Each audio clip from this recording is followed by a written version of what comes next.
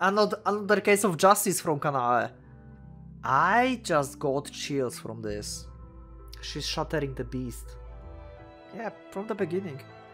Didn't expect that eyes like this. I cannot predict ending of Muramasa. I cannot. Pretty simple solution for this. For creating this new technique. Okay, sorry for... Wait, are you serious? Oh. The moment she pulls his trigger. The moment she pulls this trigger, Minato Kagaki will die.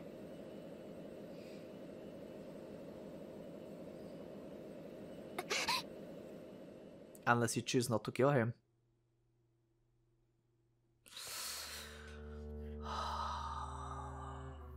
Oh my god, we have Otori background now? By all accounts, Otori Kanae had a perfect ordinary birth.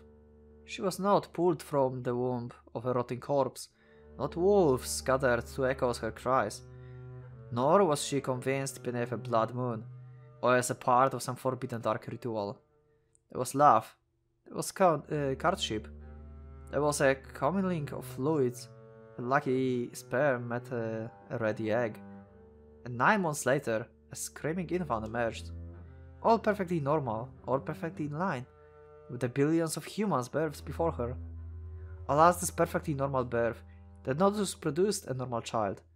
A small piece, each of her heart and her body, come into this world different. Wait, what? The first to realize it, even before Kanae herself, was her father. Oh! Oh, she got a different name before!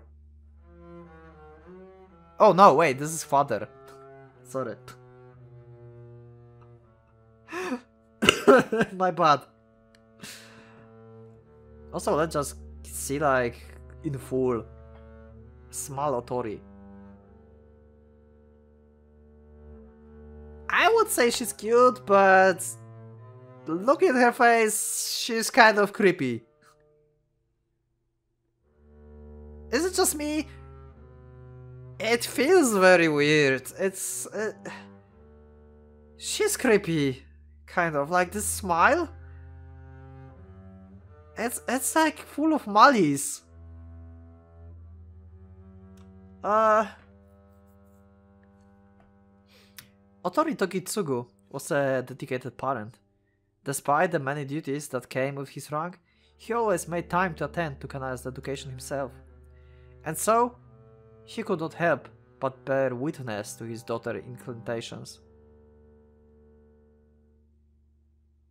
One day, he witnessed Kanae tear the head off praying mantis. Yeah, she's like kind of insane. A butterfly lay dead at her feet, the remains of the mantis meal. Despite his disquiet, he chose not to raise the issue, reasoning that the children were sometimes cruel, and that scolding her for it might have gone opposite effect. Given time and the proper lessons to shape her outlook on her life and the world, she would realize her mistake. Otori Tokitsugu was a good father.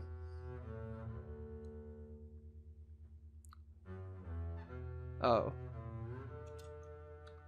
Oh. We have bloody hands now. Oh. The next time he saw her in the garden, she was strangling a sparrow. From the insects it had vomited onto the grass, he guessed that the bird had been hunting for its supper. This time too, Tokitsugu said nothing. Instead, he went looking for fables that might serve to illustrate the sanctity of life. He was a very good father.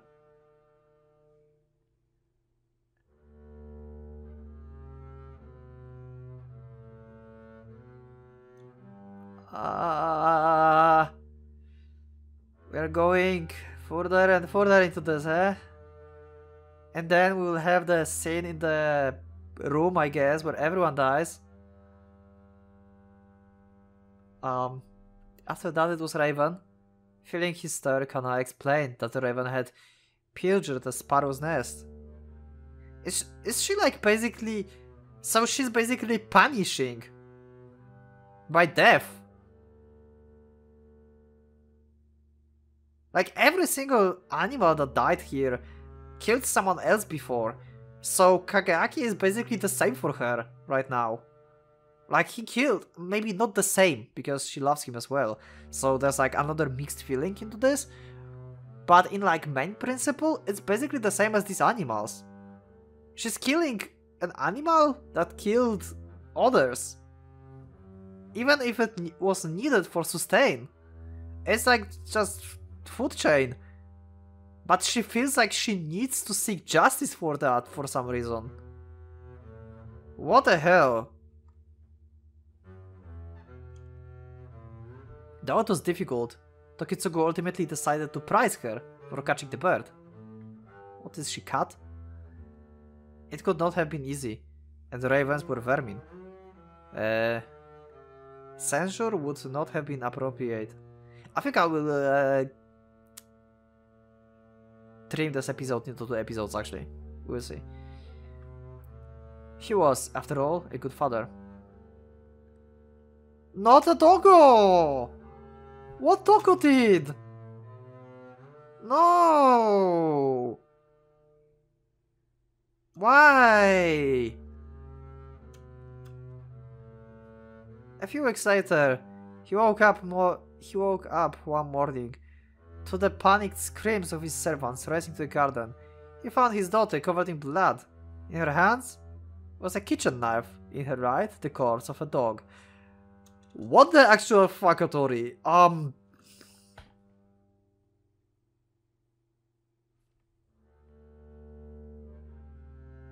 Oh! Another case of justice from Kanae. He killed a kitten, Kanae offered, approaching with an unsteady gait.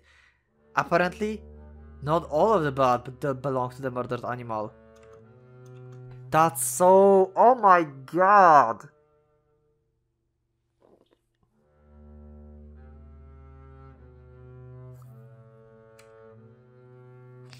Though deeply shocked, her father first summoned the doctor and bade Kanae wash up the best she could. Which she did, though only after burying the dog herself. Okay? The night after her wounds had been treated, he finally sat his daughter down.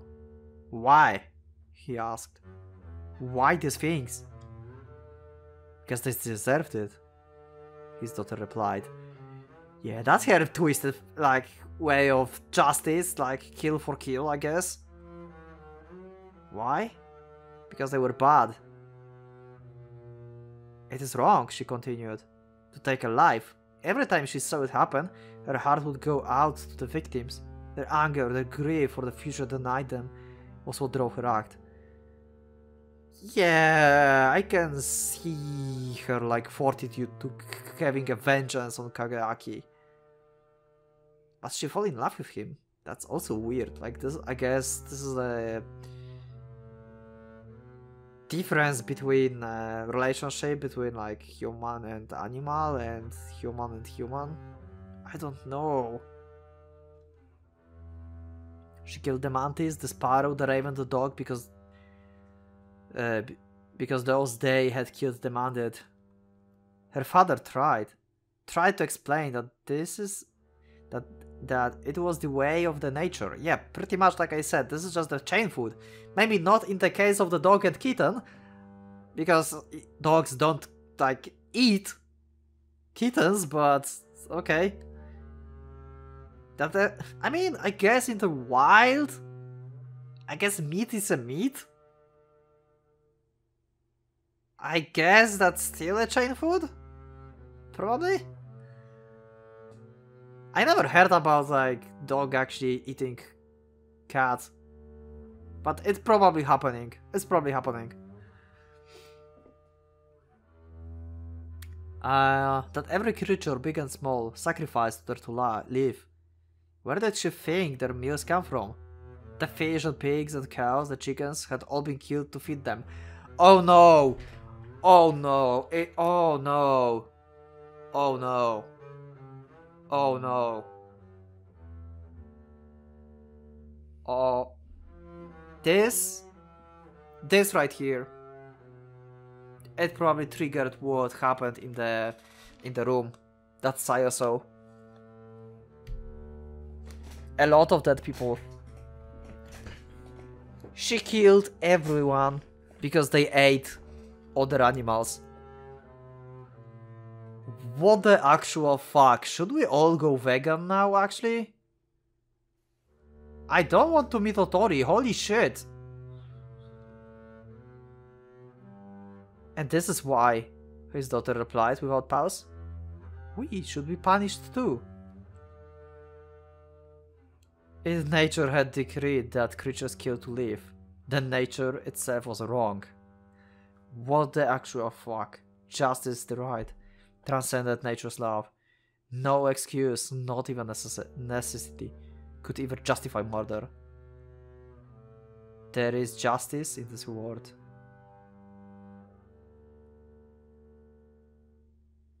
The young Kanae had taken her father's teachings to heart. He had taught her that the noble duty was to lead by example, to show her people that justice could not be denied. And noble, first and foremost, was an enemy of evil. And now her father was truly lost.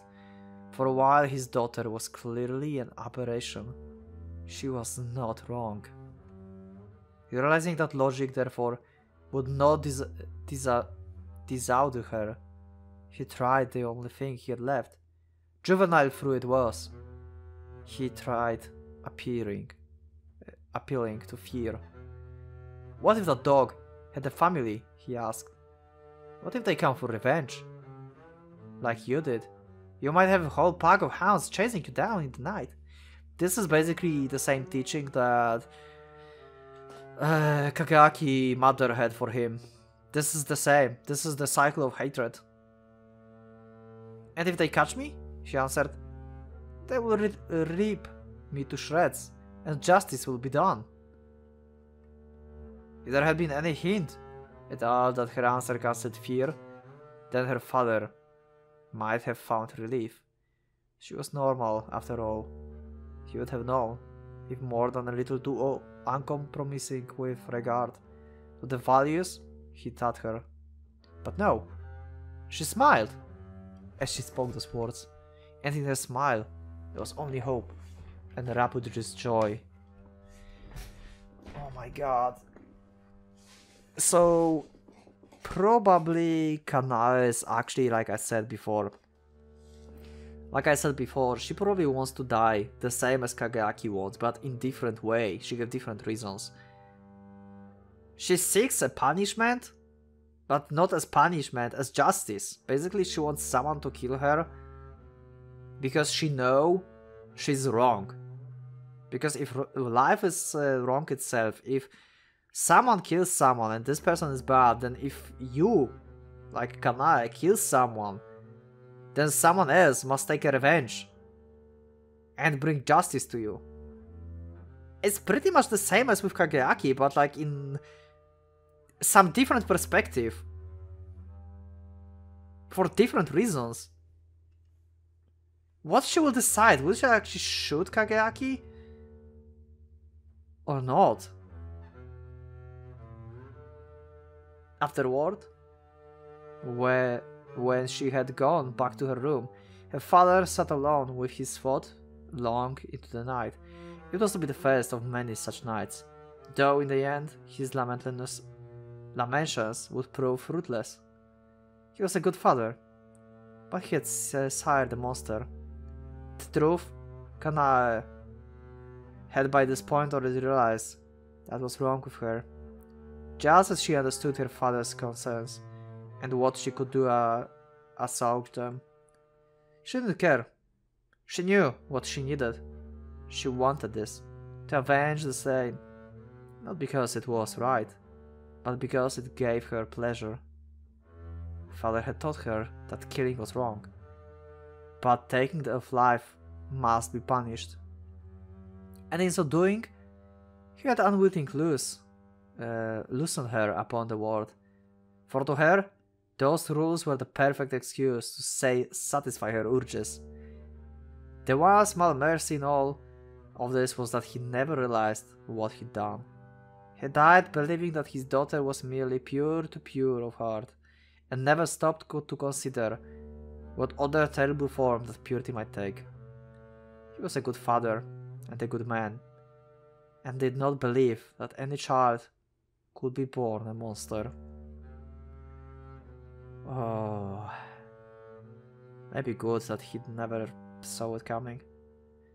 The good man could not see, and the good father could not do what needed to be done. Thus Kana was given time to grow into her madness, until the last in September of 24th year of Koryu, it all came to a head. The soldiers who had abducted the Osugi family were members of the army Otori faction. Unable to return to the base with the police hot on the trail, the police and the army were at the time bitter rivals. The captain took his men and their prisoners deep into the mountains of Aizu, where House Otori held sway. A few days later, word reached House Otori that these radicals were hiding in a remote manor that belonged to the Nakagura family. Immediately, the house leaders met to discuss what should be done. Opinions were divided. The head of the clan, Tokiharu, argued for intercession of those patriots' behalf, while his younger brother, Kanae's father, was adamant that these terrorists should be turned over to the police. The argument turned into a shouting match. Several. The two men almost came to blows. Finally, House Otori agreed to make the whole thing go away. Osugi Sakae and his family would be freed, then sent to live out the rest of their days in a distant foreign land. The soldiers, meanwhile, would return to their unit, where they would be censored and punished for abandoning their posts in the chaos following the earthquake. It was elegant, if not pinnacle solution.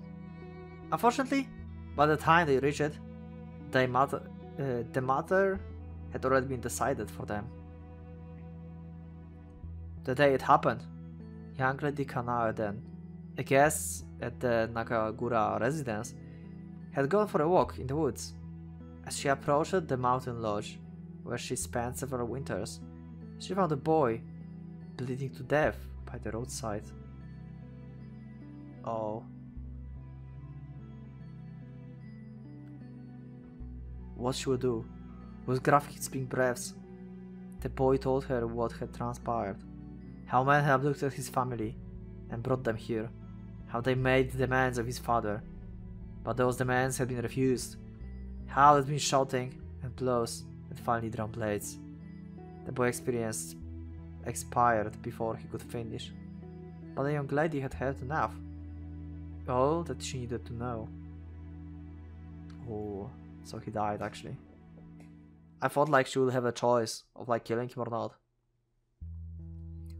When an armored soldier came running from the villa and demanded to know who she was, Kanae laid the boy down gently, then rose and gave the soldier his answer. At last the time had come to satisfy the deepest carving of her soul. And that's the place. That's the place where it all happened. When Nakagura Sayo arrived on the scene in pursuit of her missing charge, she found only a pile of corpses, no one, and one smiling monster.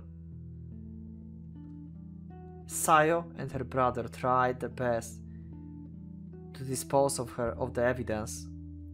The story they spun, that the extremists had murdered the Osugi family, then taken their own lives, was believable given the climate of the time. Okay, did I miss something? Am I tired after like over 2 hours of recording, or I'm missing something? Did we had Sayo brother mentioned before, or is the first time we know that she have a brother? I think we had him mentioned in the previous episode? No, wait, previous episode will be in the same recording but cut half, so 2 episodes ago? Or 3? I think? Ah. You can let me know in the comments. That will help to like refresh the story and memory of stuff. Like, comment section is amazing on YouTube, to be honest. Like, the way I'm reading this stuff, I take like breaks because I have to like do other stuff, read other stuff, edit, upload and stuff, so I'm forgetting some stuff, and you guys are amazing at providing me some help and reminding me stuff. That's just amazing.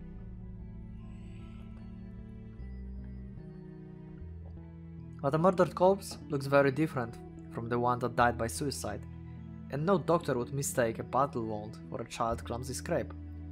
So while society at large accepted the lie, the truth was whispered between servants in the dark corners, until it became a secret that all of House Otori shared.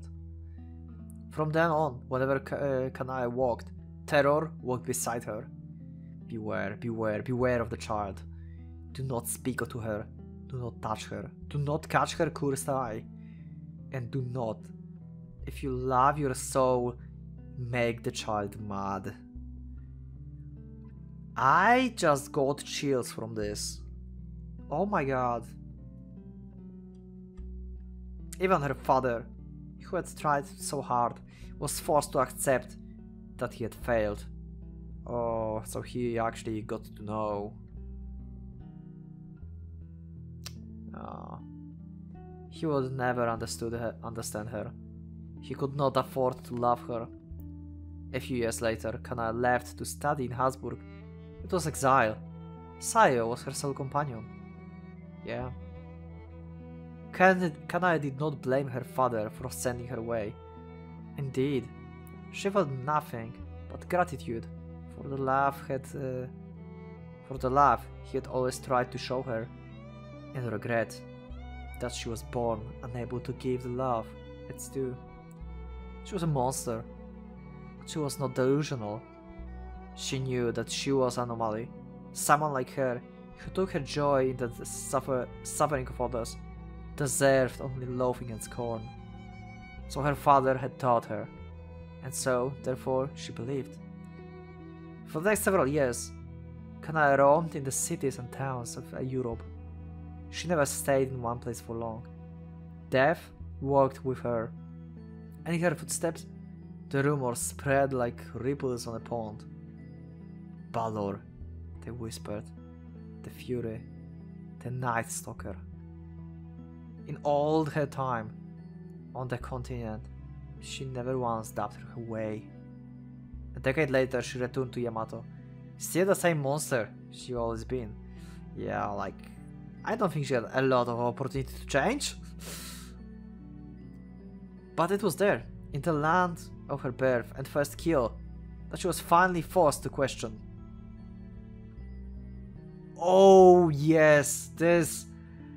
Yeah, like she was so confused why he wants to die, why he's thanking her.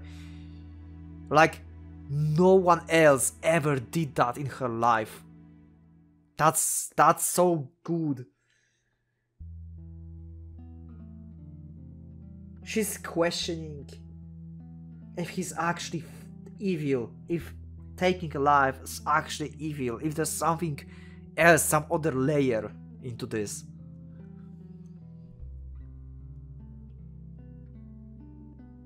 That's what her thoughts are, probably. This was the moment that it all went wrong, that something cracked inside her soul. She was meant to be hated. Her victims had always answered her dues. They wailed and wept, or spat at her feet, or threw themselves in her in vain rage. She had killed them all, regardless, but never had she killed a man who thanked her for it. Oh my god. I have literal chills. That scene was so freaking good, and it's still damn amazing. Oh my god. This man had murdered Yuki, her cousin, She had the proof, as well as proof of his many other crimes. But she also knew that he had committed those murders purely out of need. To waive the confines of his fate, there had been no other choice. Sure, but on the other hand, if you have like food chain, like you was little, you killed animals that basically had no other choice as well, and killed out of need to sustain themselves. So I don't see how this is different. Outside of him thanking her, the way she thinks that he kills out of need is no different from animals killing other animals for food. It's out of need as well. The only change here is that he actually thanking her for that. For trying to get the revenge. That's the only difference here. Therefore, when she announced her intention to kill him for his crimes he would be forced to commit, she did so expecting that he would fight. That was, after all, the correct response when sentenced so unfairly. Yeah, makes sense, okay. Instead, he accepted it. Though she could smell his terror, he welcomed it with the tears in his eyes. It made no sense. He was not like her, a creature of worship who worshipped vengeance. He was a good man, a principled man, and such a man did not take rank in justice lying down. Why then did he? Looking back, it was foolish to let him shake her so. Well, when all she had to do was kill him and be done. Monsters are not meant to understand the hurts of humans. It was worse than unless to try. But try she did. She picked and prodded the enigma he presented, like a wandered lost in the ancient labyrinth. The problem that haunted her so was this. It was not an escape that he wanted. If it were, he would have taken his own life. What he wanted was an execution. He wanted to be punished in the names of those he would slay, and somehow his desire coexisted with his natural fear of death. It seems impossible. Night after night, she asked herself how this could be, and then she got her answer.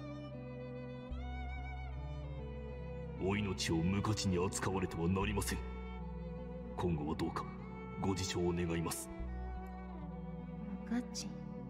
はい。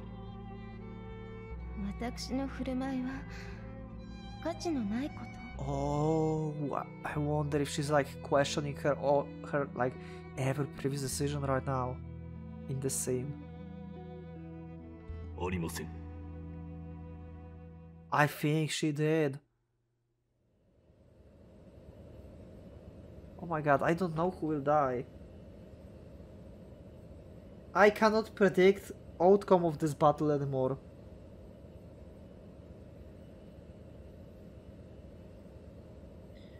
It was in that moment she realized the truth. The fear of death and the need to die. She thought those two were equal in his mind. She was wrong. One was not a factor. Minato Kageyaki did not value his own life.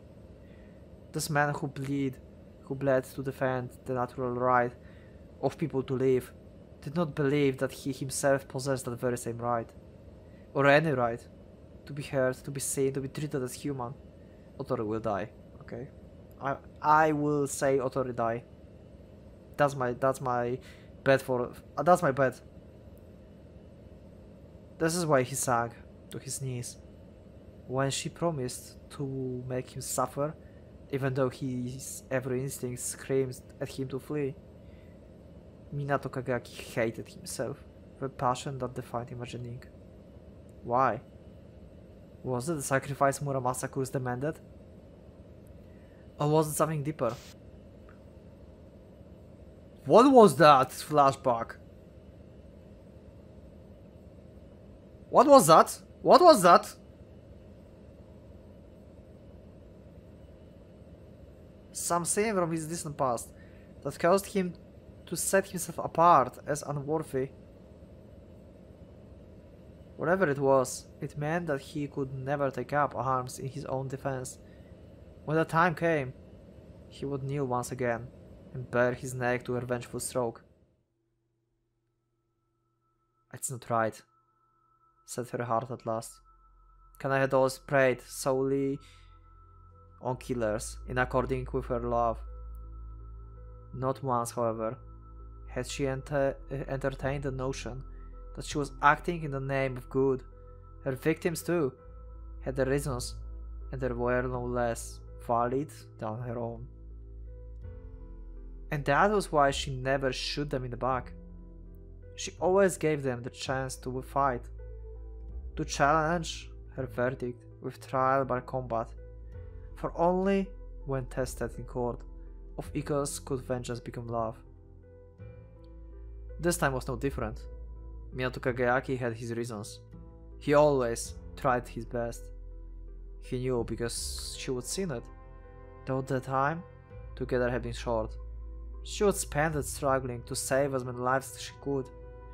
And yet, when she read out the charges against him, he waved his hand to a defense. No one, not even he himself, would speak on his behalf. If she killed him now, facing no opposition, then the life he had lived, the pain he had suffered, all the good he had tried to do, would remain forever unredeemed. Was it anger that gripped her heart at the thought? He doesn't deserve to die like this. Frustration? Not like this. Helplessness? Not like this. Sorrow?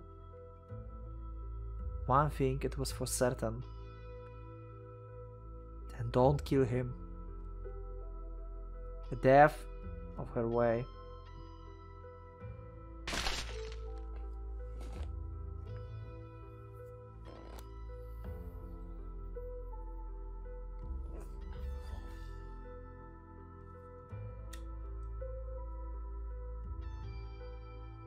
Wow, the change in Notori mind. She's shattering the beast. She's shattering the beast inside. Now, when it's the end of her life, basically. It's her or Kageyaki at this point.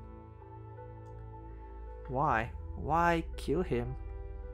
For vengeance? What is vengeance? An absolute love? No, just one love or many. No better or worse than another. Why cling to it now? Why cling to it ever? Yes, because it gave you pleasure. Because it's what you wanted. But now, Otorikana, you do not want to kill. I love this. Oh my god, this is so good. She tried to reject it. How could she not kill him? This one was not like another. Kageyaki will suffer so much after this. Oh my god. This time, it was personal. He had taken from her. Nitayuhi, that precious boy. She had so wanted him to be happy. Oh, the bug. When she tried to make him escape. 少しお伺いしたいことが。すいません。俺この辺に住んでる学生で新田優飛って言います。はい。Yeah. 優飛さん。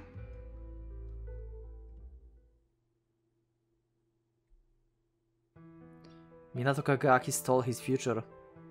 Hate! What else would she feel for this crime? My god, we have this soundtrack, this amazing soundtrack again. His reasons didn't matter. His pain didn't matter. She had to settle the score. Settle the score? What did that mean? Would killing him bring Yuhi back? No. And it's shattered.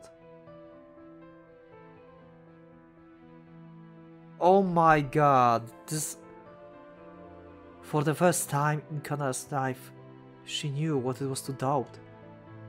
It was hell, and once it started, nothing could make it stop. What did she want? Vengeance? Truly?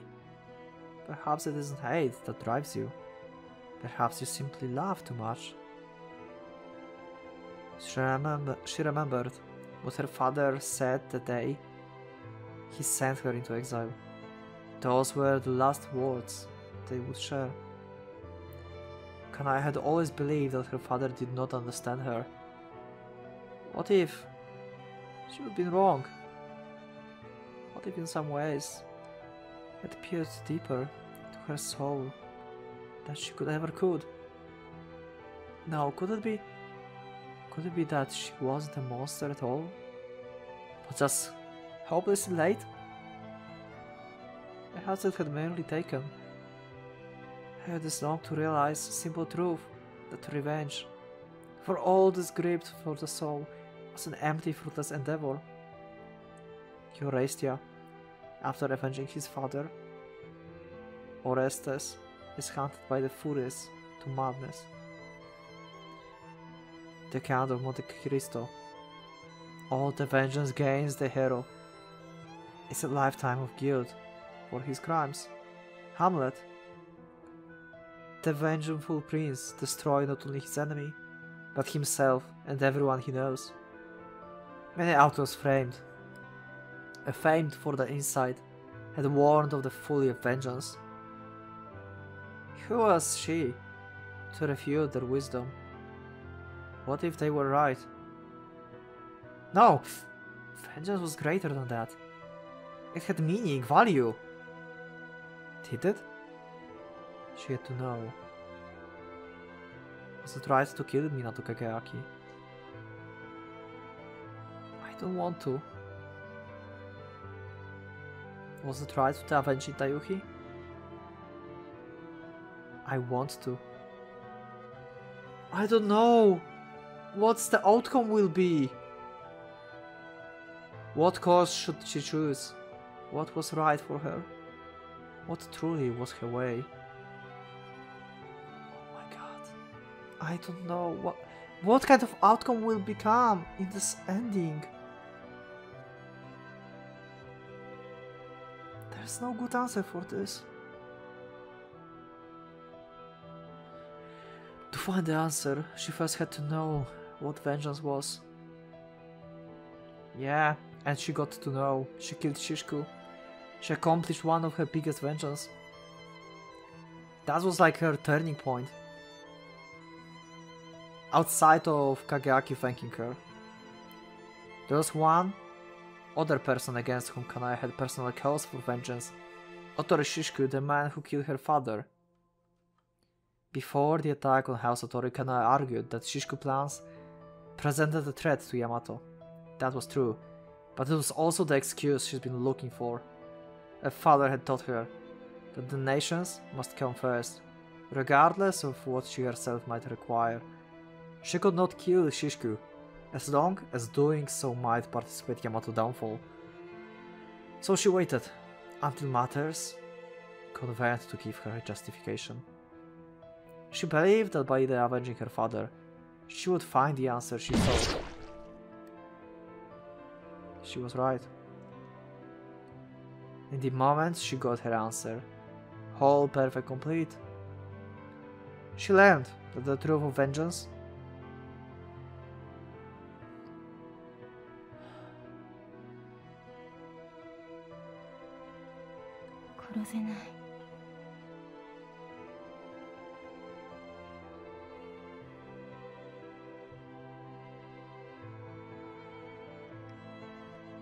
it's not right. He's such a hopeless, desperate fool. It would be so easy for him to find peace. All he has to do is accept that it wasn't his fault. Yeah, from the beginning. He was just unlucky to victim of fate, forced by matters beyond his control, to wash his hand in blood. Wow. From all people, Kanai understands what Kageaki should understand years ago.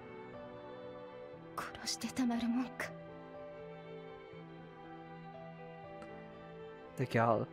It makes her want to howl in frustration, to rip the hair from her head by the roots.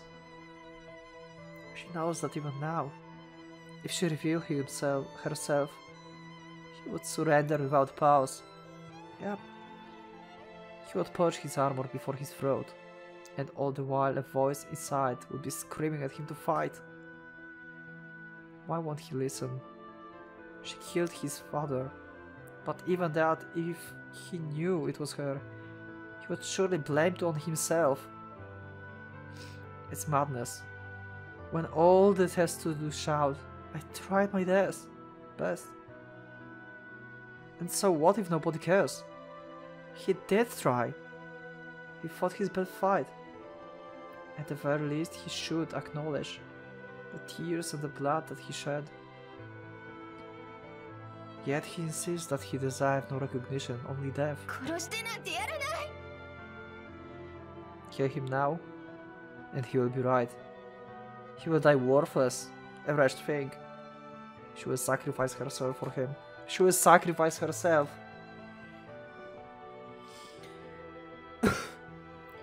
She will not allow that to happen. That's not the end he deserves. Basically, what Kageaki thinks about himself is what is true for Kanae. Kanae didn't kill out of need, like Kageaki. If someone should feel like being at fault, being desperate, trying to die, that should be Kanae. She understands that now.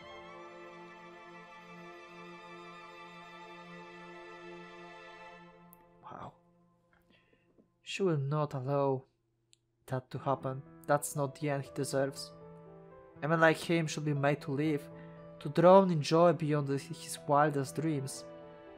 And when he's old, and happy, all his pain forgotten, he will lean in close to his ear and whisper, "Remember, darling, how you wanted to die?"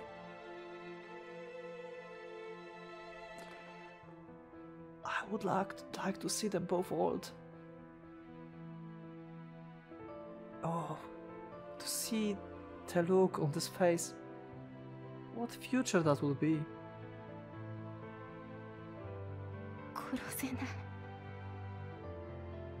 She wants him to live.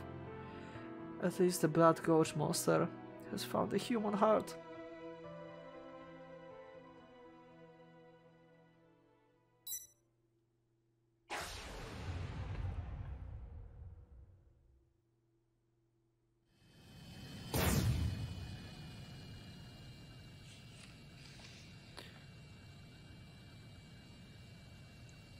Here it comes.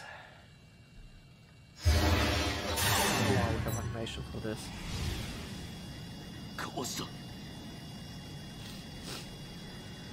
Shifting course at precisely the moment he fires. I remove myself from the crossbow bolt path. It's mine. But then, across the shattered sound barrier, I hear a terrible verse.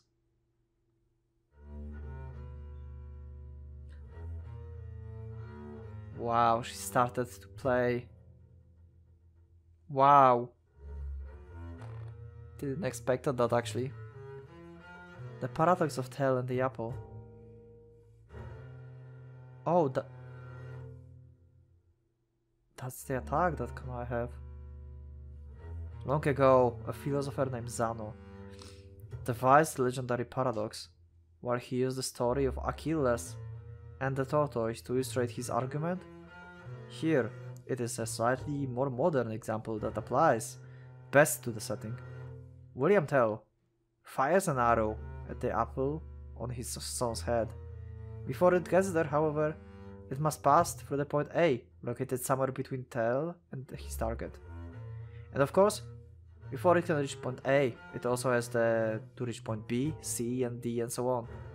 The arrow therefore will never reach its target, for in order to do so, it must first pass the infinite numbers of points. This paradox is refuted by observable reality. But this is precisely what makes it so compelling. For if ever there were someone who could observe the infinite points, like time stopping, each in the unimaginable nothingness of time that the arrow passes through it, then for that person the paradox could be reality. The reality is fiction. But such a person does not exist. Such a person cannot exist.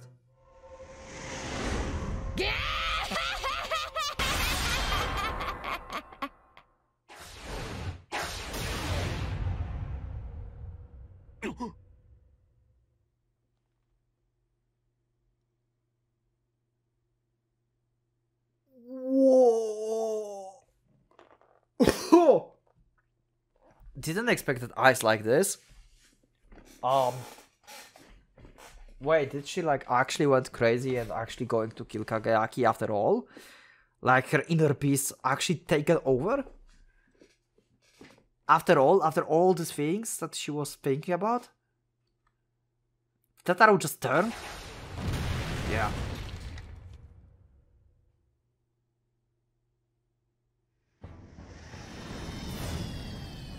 She actually hit him. She's actually trying to kill him. What the hell? I cannot predict ending of Muramasa. I cannot. This is madness.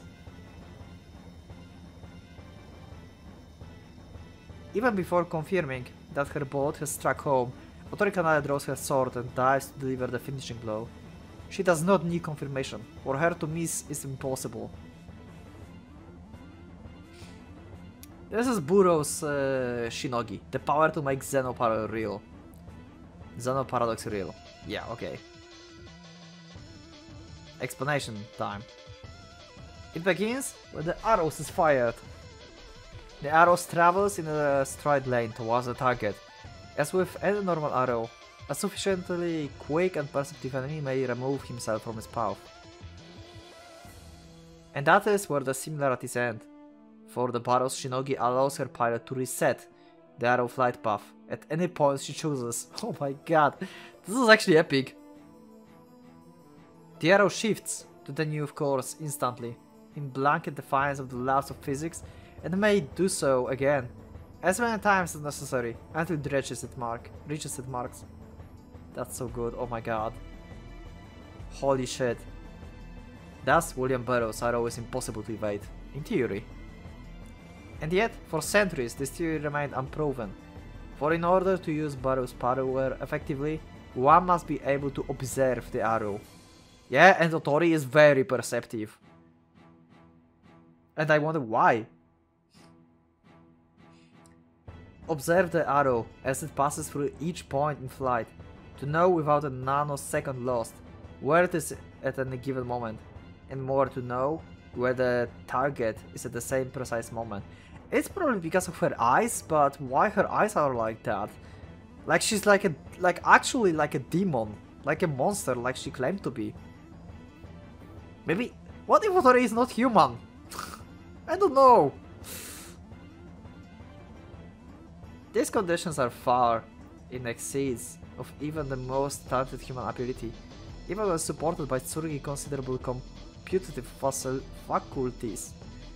This was William Burroughs' great failure. Where William Tell had empowered his arrows to follow his pilot eye, Burroughs, knowing that he could never duplicate this feat, tried instead to reproduce something close enough. What he got was a technique impossible to execute, a fantasy. A fantasy could never match the history what Tell had made. Could it? Oh my god. If ever a person were born, whose senses transcend the human. That's amazing and creepy at the same time. What is going on with this smile and with these eyes? Who possess vision of such acuity that for her time itself seems to stand still. Wait, so it's not like she's like actually stopping time. She don't have power to stop time. She just perceives everything so great that she thinks that time stopped itself, and it didn't. She just can react in time. Then with her as a pilot, Barrows would surely surpass Theo at last.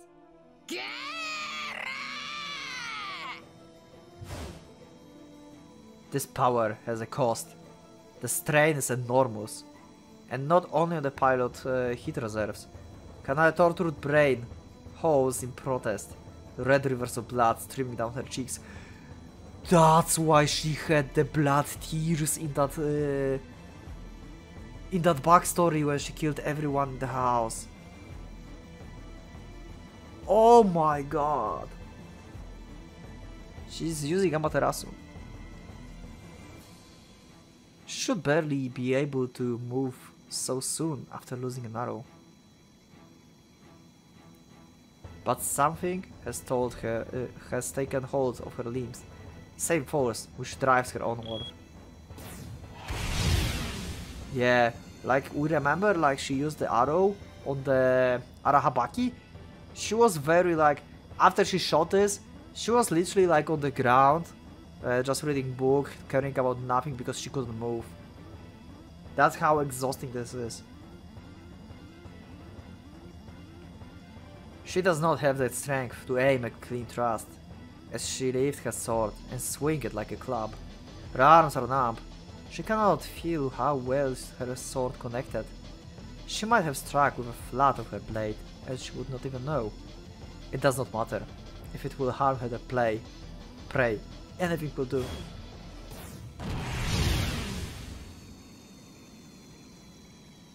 This is vengeance.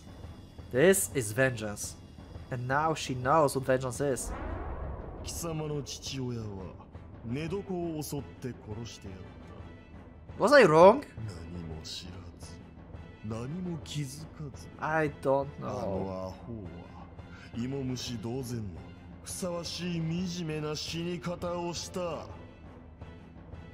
貴様もそこで羽虫のように死ぬがいい。シーシーク。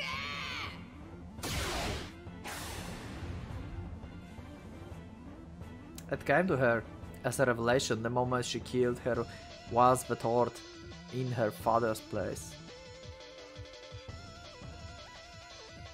The wise man says that vengeance breeds nothing. They are correct. But what of it? The future is what the living is for the living, and the victims of the murder are dead. Remember them. Will any mortal love silence their eternal screams? No. If you wish to do right by the dead, then your choice is abundantly clear. Restore them to life, or punish their killer. Which of this is possible? So be it. Let the score be settled, the balance paid. What the dead have lost, they can never regain. So take it from the killer, that their losses might be equal. That's what the dead demands. This is the love of vengeance. For one who knows this love, and the dead go unavenged, there's only one righteous path: to become their mortal vessel, and pursue their foe to the ends of the earth. The needs of the living are not important. They have no bearing on what is right. On her pride and on her honor, Otori Kanae will see justice done. She is tool, and tool needs only its purpose. Toy, pleasure, frustration, pity, her feelings were always worthless. The only difference now is that they are in her way. And yeah, this is still in her mind. This is still in her mind, in subconscious. If Otori Kanae cannot kill Minato Kageyaki, then she too must die.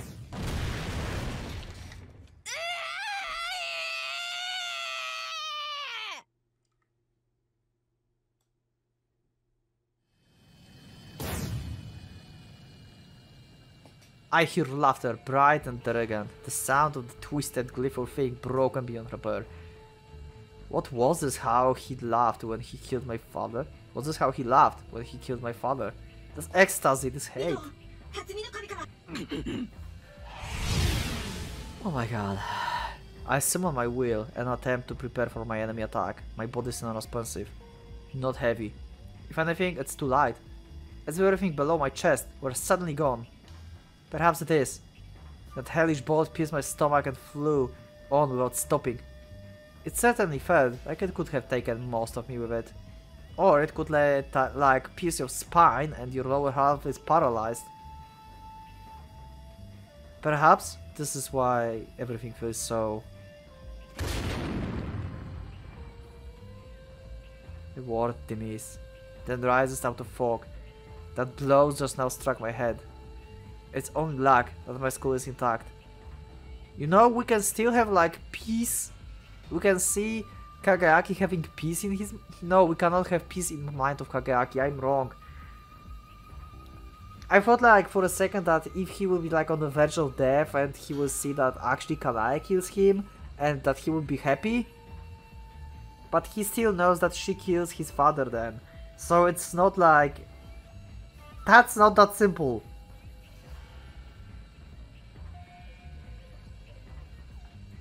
The word dims, then rises out of fog. That blow just must struck my helmet. It's only my luck that my skull is intact. Perhaps it's not just my luck. My enemy last few attacks have been lacking.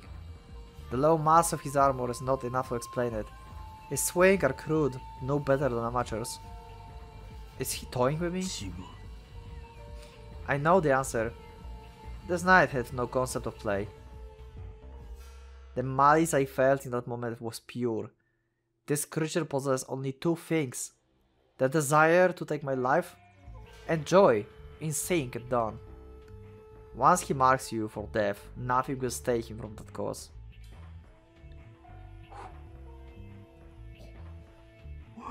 That slight change in the background. It's so good. Oh my god, you can see Otori in the armor here. Damn!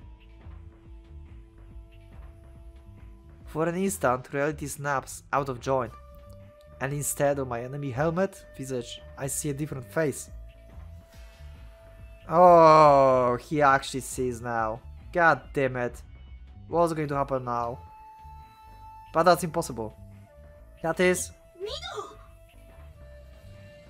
Muramasa.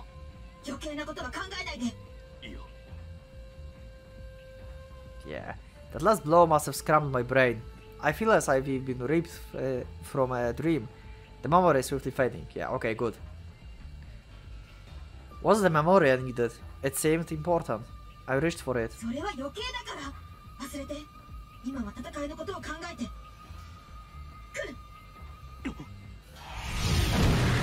Okay. His blade smashes against my gauntlet, numbing my arm to the bone. If I would guard my throat in an instant slower, I would now be dead. Muramasa is right, I let myself be distracted. It won't happen again. Still, it's strange. With a little more strength, that attack could have breached my armor. There's only one explanation why it didn't. Yeah, that Shinogi took like everything.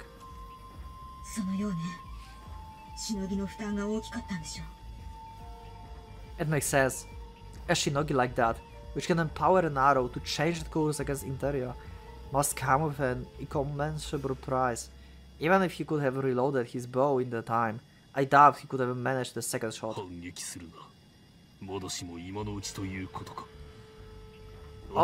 I don't know how it ends. I don't know.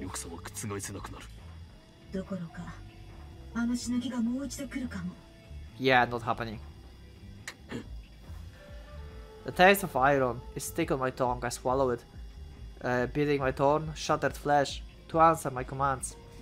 The enemy is again on the approach. Light or not, I can't take any more of his attacks. I ready my sword and prepare to counter. He charges on, unheeding as though the battle were already won. I will show him how wrong he is. At the last moment, I shift my stance from Jodan to Hasso. It's my turn to trust. The enemy makes no move to defend. Even if he tried, the initiative is mine. I aim for his center of mass, forging juicer targets. This is no time to be greedy. Right now, I just needed to land a hit. Fortunately, his head-on approach makes it easy.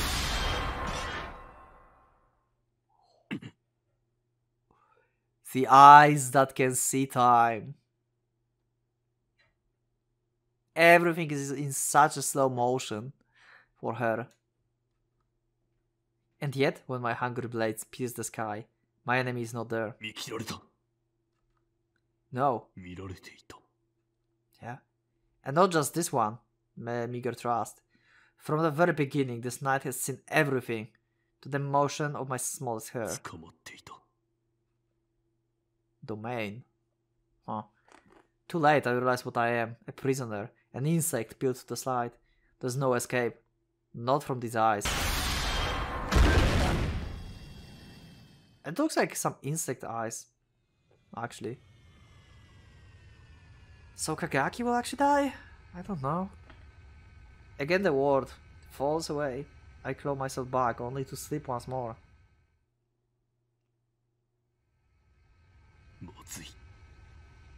I sense that Muramasa is calling to me, that her voice is distant. I cannot hear. My vision dims. Sorry.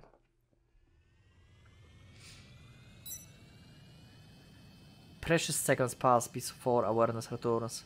His hunger unsettled. The enemy is swiftly closing to strike. And yet, I feel that terrible pull. My body pulling to let it rest. It has been through more than enough. Give it now, and I will never wake. I can't rest yet. No, not yet. I have to fight. Why? Yes, there must be a reason. What was it? Has it slipped through the cracks in my skull? Without a reason, I cannot keep up the fight.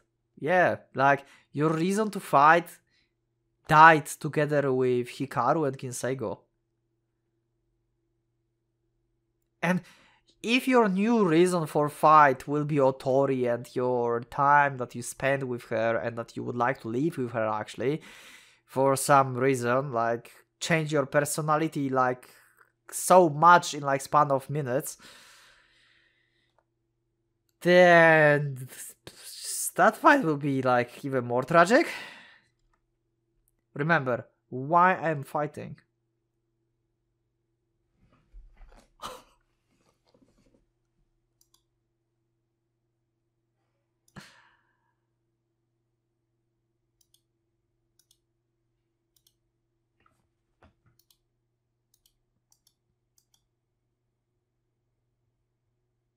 Literally both of these are the same answer at this point.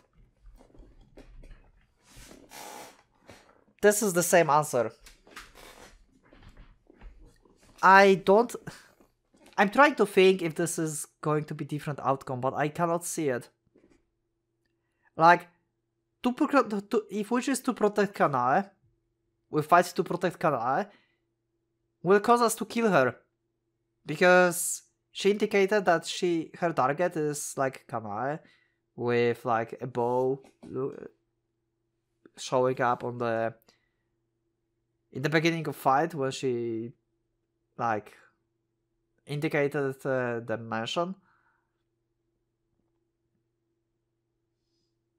And to kill my enemy is basically, yeah, just kill the enemy.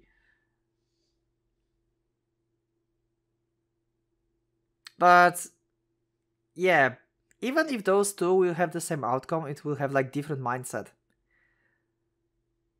So I think that Kageaki thinks that I think my thoughts are in the same way that Kageaki right now. I think his answer would be to protect Kanae. Since the beginning of the game, the years that he spent with Muramasa and everything, he never wanted to kill enemy. He never wanted to kill. He had a goal.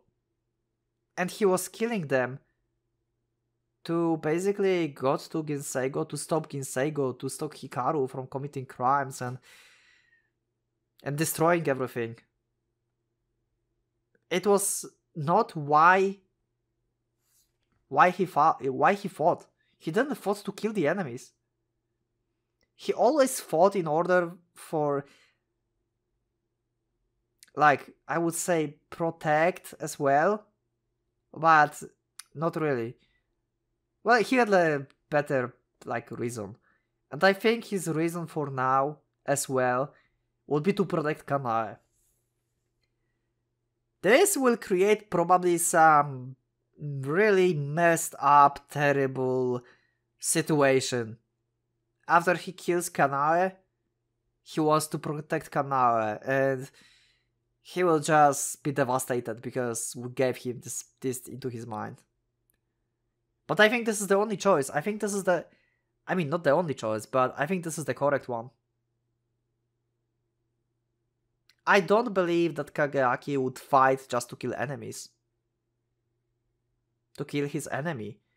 To the killer of his father. I think protecting Kanae is higher in his mind now. Because this is basically the path of vengeance. Kill my enemy is the path of vengeance, basically. And the protecting Kanae is not the path of vengeance. It's like the justice, I would say. To quote, justice. Because protecting Kanae would essentially bring him justice, like he said. He wants to die by her hand. And this is just a vengeance for the father. Yeah. We're going to say that I'm fighting to protect Kanae. Yes, of course, I have to protect her. Yep, that's what I said. That's why you want to protect her. Because she's your nemesis, she's your justice, basically. And the other option is just the vengeance. The rage and vengeance against the enemy who killed your father. And that's not what Kageaki would normally do. I think this is more like Kageaki. She judges my crimes fairly. She promises me death. I must protect her whenever it takes. Tearing free of the fog that ensnares me, I rise, enemy inside. I won't let Captain Otori die.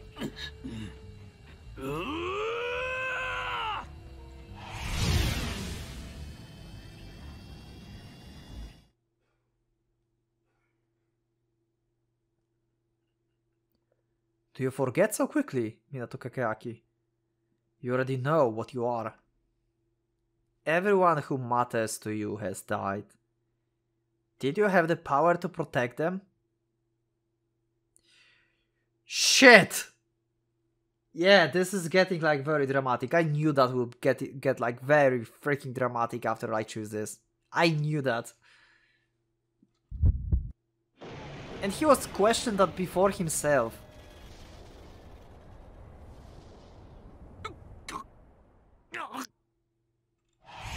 I forgot that he questioned this for himself. Wait, what?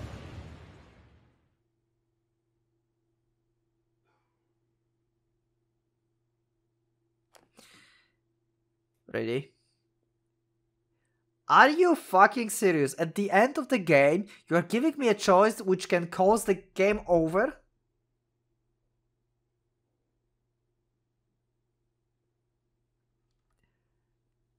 I expected to have two different endings. Like branching the ending for this road with this choice. I didn't thought I would get the bad end with this.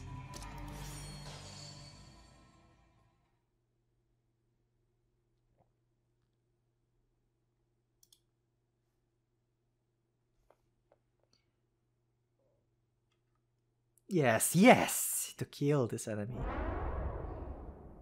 Yeah, for vengeance. Hate him. Hate with all your might. He killed your father. Cling to the hate. It will give you the strength to do what you must. That is all you need. All that you are. You are the killer. Nothing more. I guess this choice like strike more into his mindset. So I would say this is correct as well. Because in essential, I tried to change his mindset, I think, with my choice. And this is like more like his true self. And there's only one way for a killer to save the life of the Otori Kanae.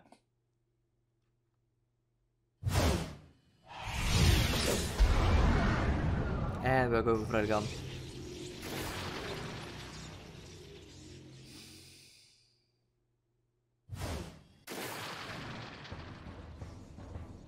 Something outside Kanae's experience is happening. Although she was never witnessed before, she knows. This attack will destroy her. I wonder if she can see through the railgun. Can she actually be so perspective? Have such a big, such a high perception that she will like actually see and recognize the attack from railgun? That would be insane. 吉野恩流合戦霊法陣雷が崩し The words of the mantra rise from my throat, the keys that unlock my deadly scores. Here at last, I have returned to my path, not the path of righteous, that I left long ago, and its loves would not serve me here. I am a killer. To kill is my way. This is what I will do. Kill and fear not the love of balance. I thought though my next... God damn it, I cannot read.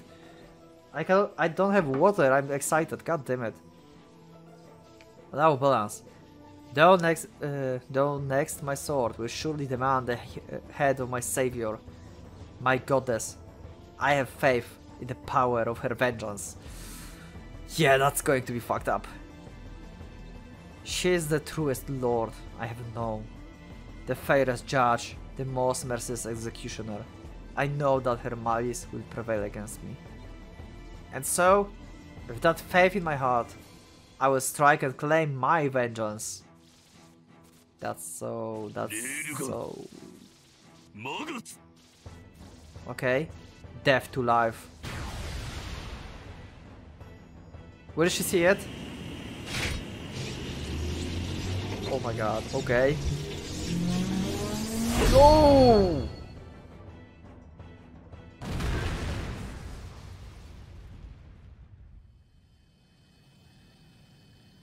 Muramasa. Did she dodged? She did.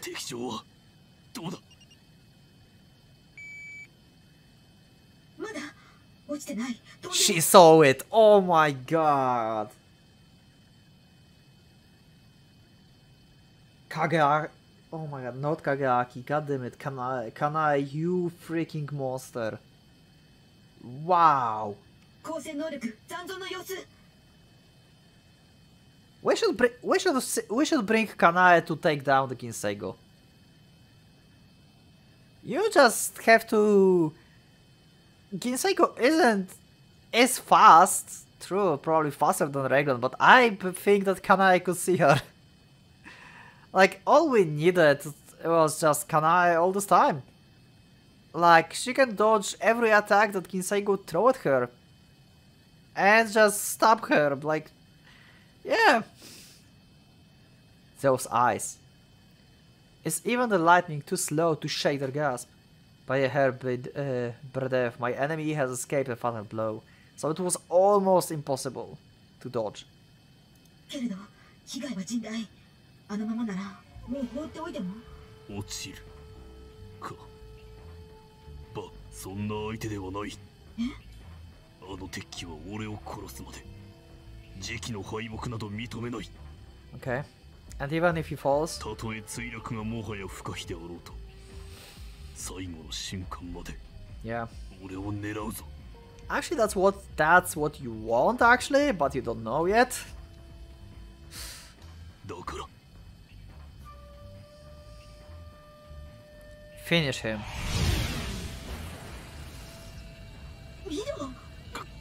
おっ Oh, yeah. Well, Reagan took all of the... Oh my god. All the stamina he had. The avatar of vengeance. Heartless vessel of the dead. Crackles with unrestrained joy. That strike just now nearly split her in two. The slightest touch on her body will crumble. But now, the maiden in the monster knows that he returns her feelings. His hatred and hers, his bloodlust and hers. Yep, so basically this is familiar for her.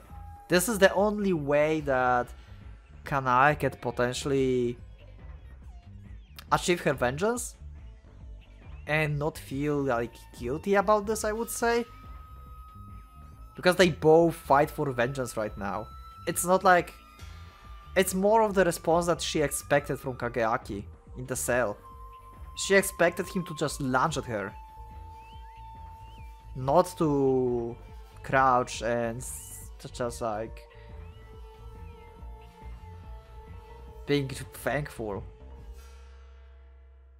They are bound by the purest of threads. Here in the sky, there is only revenge. Such beauty, such freedom. The world is complete, a perfect circle. Empty, but for them. Them, and the love of vengeance.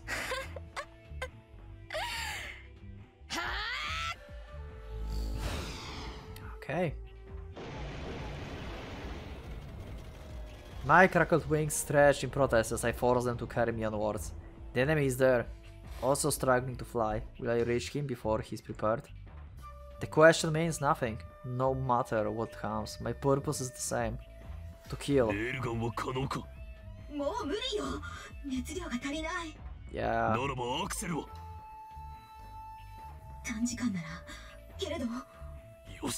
Yeah, you will probably pass out. I interrupt Muramasa warning. I've heard what I need to know. All that's left is to finish this.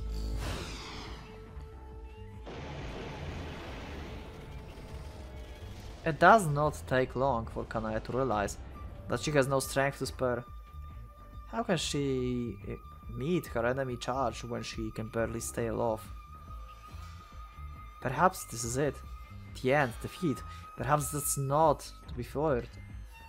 She will die, and Kagaki will live.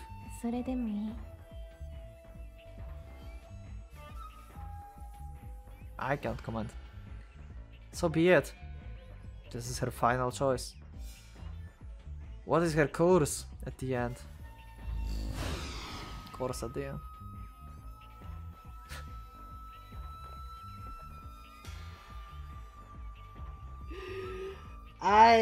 Oh my god.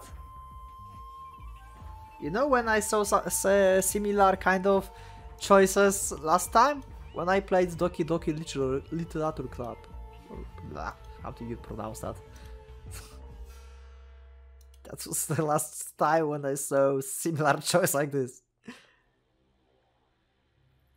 I wonder if they programmed different way of ending for every kill choice.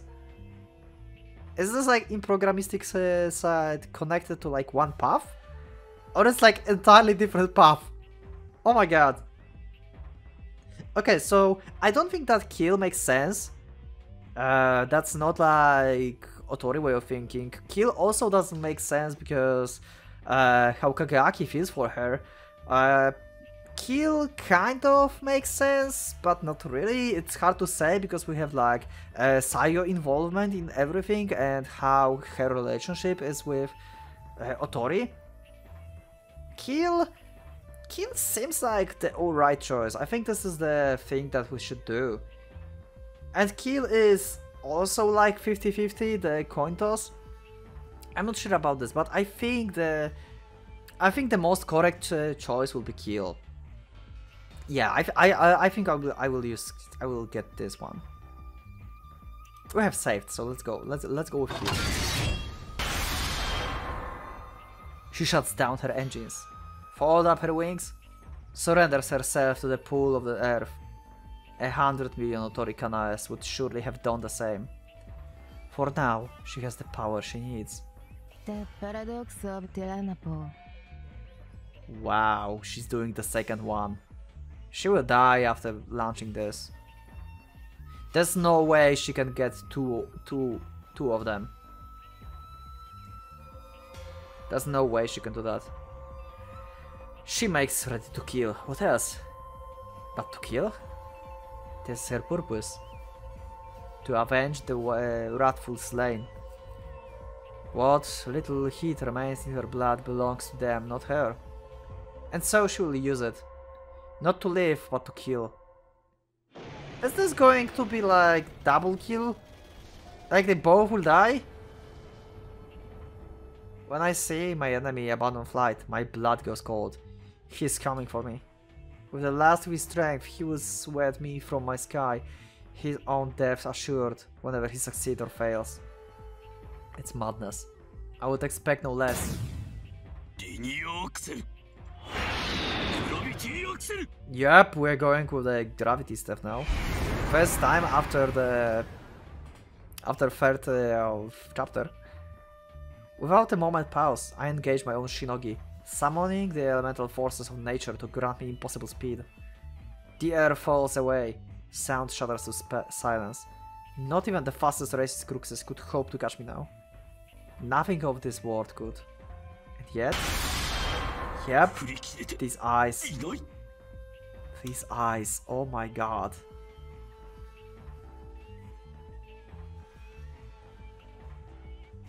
Like, is this like actual a feature of Kanae, or this is just like for the viewer? She's an alien. How his eyes? Not of this world. I feel them tracking me, hooks buried in my flesh. I was right. Escape is impossible. If I would run, he would have shot me down, no matter the angle or distance. But flee or flight? It's all the same. He has me in his sights, and his arrow cannot miss. I know what I saw. That arrow changed course, always on target no matter where I flew. I don't know how the arrow is guided. I suspect the pilot has control, but that's just speculation.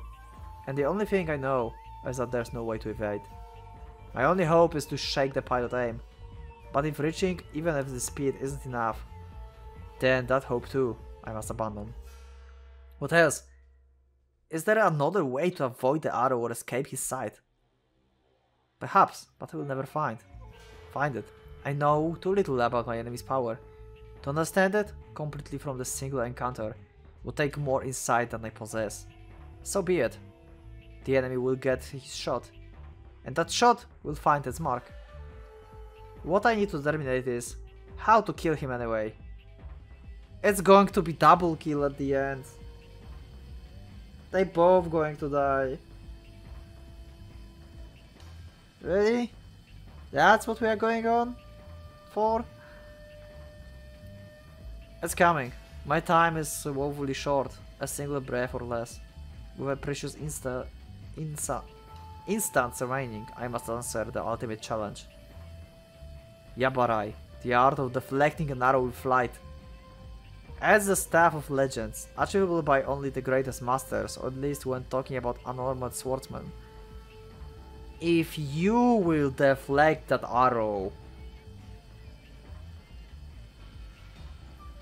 I swear, Musha are not as limited. Never mind arrows. With training, even the average Musha can deflect the bullets from a gun. This changes, however, when the archer is also a Musha. The velocity of the Musha arrow far outstrips the most powerful rifles. Even with the enchantments of Tsurugi offers, to cut one down in flight is nearly impossible task. But that's what I must do in order to reach this enemy. Fail and defeat is certain. I cannot survive another arrow. I might not survive the first. Yabarai it is. What tool do I possess that will allow me to accomplish this miracle? Speed, reflexes, visual acuity? No. My physical abilities are purely average. Average will not suffice. Technique, then, as my soul recalls. The Yoshino Onryu, however, does not teach form of the Yabarai. That applies here. That's Yabai. Yabe. That being the case, I have only one choice. Develop new technique. Now. Great! We are going into like training arc now. It is, of course, an absurd proposition I will almost certainly fail. However, without seizing the slimmest of threads, I will never slay this Sagittarius. The cold bite of malice against my skill informs me that death approaches. In less than a second my enemy will fire. That leaves me with no time to consider the problem, from every angle. I cannot formulate a plan until I know what approach to take, and I cannot know what approach to take until I consider the options.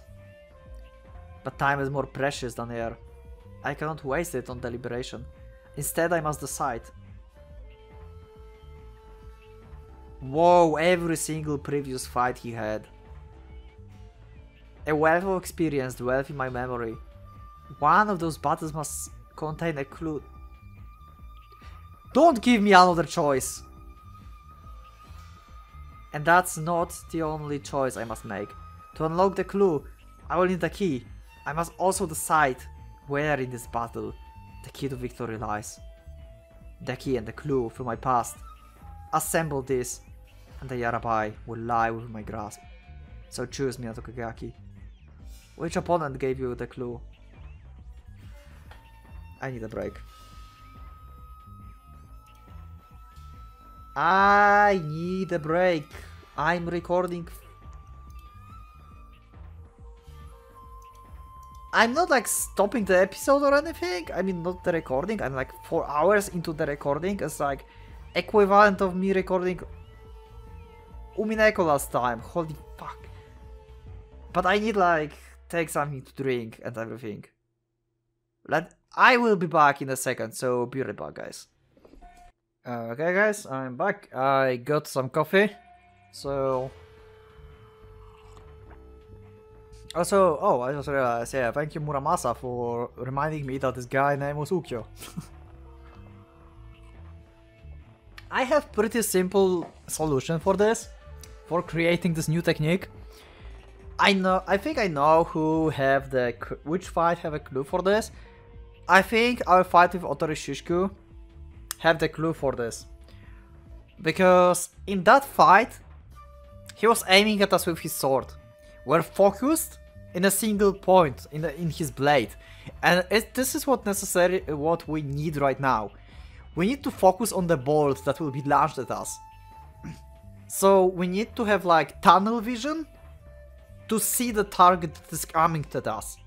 It's the first step. To defend, we need to see what's happening. We cannot just like go with sixth sense like with Shishku, and that basically made us killed. So we're going with Otori as the first choice. If there's like more, then I don't know. Maybe this is the only choice I need to do. And what is the key to the victory? God fucking damn it. Okay, my condition, Muramasa condition, enemy eyesight.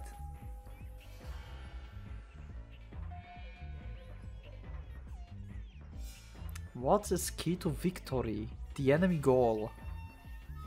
Worsening weather.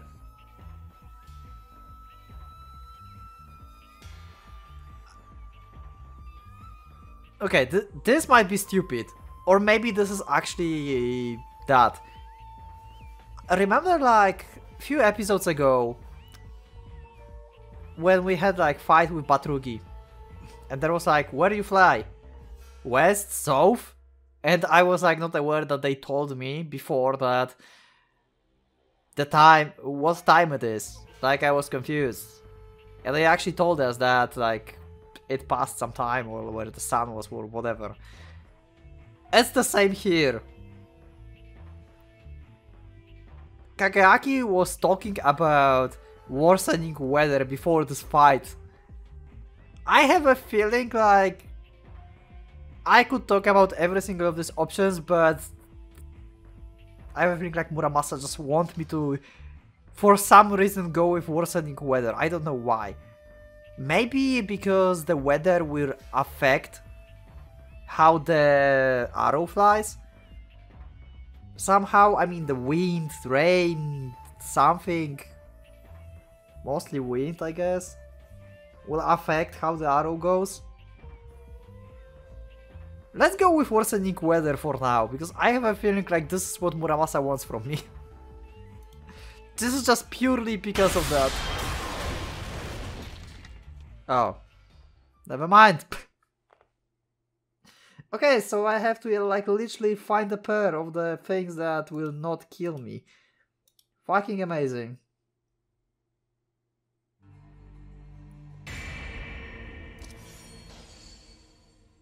Yeah, let's go with the second. I still think like the Shishu is the thing that we'll need to focus. So I will go still with Shishu. I think like this is the choice. What's the key to victory?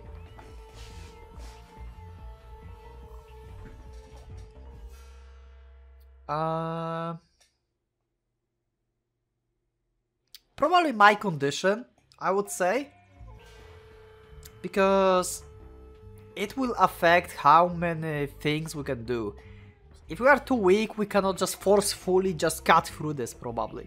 If we are like too slow, we have like injuries on arms, we cannot be flexible enough to like throw it off. So that will like determine our course of action, I think. Never mind then.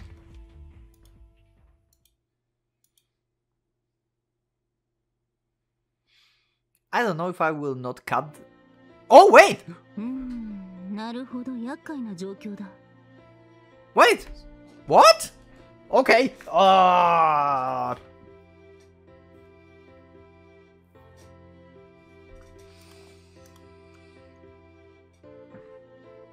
What counter we have here? 過去の対戦にヒントを求めるのは有効だろう。だが問題は、その方法がお前に実行できるものでなければ意味がないという点だ。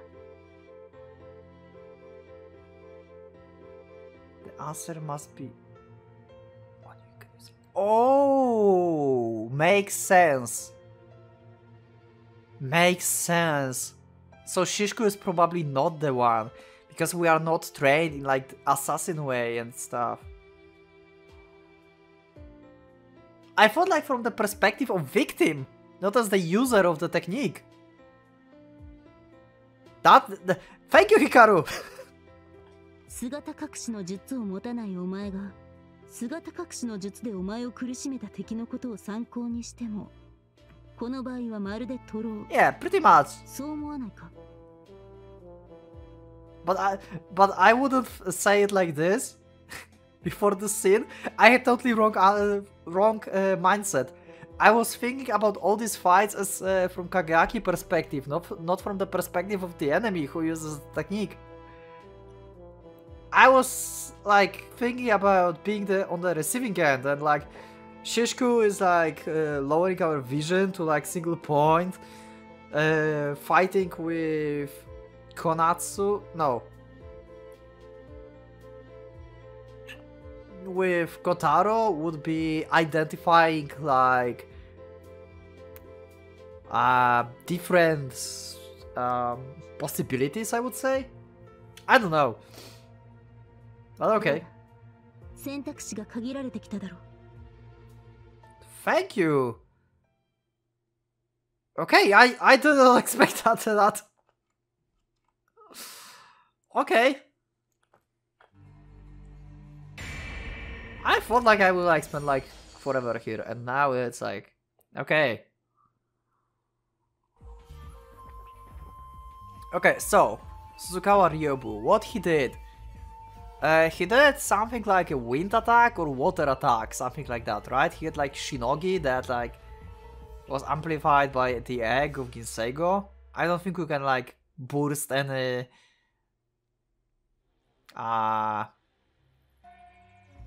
how would you say, any water or anything.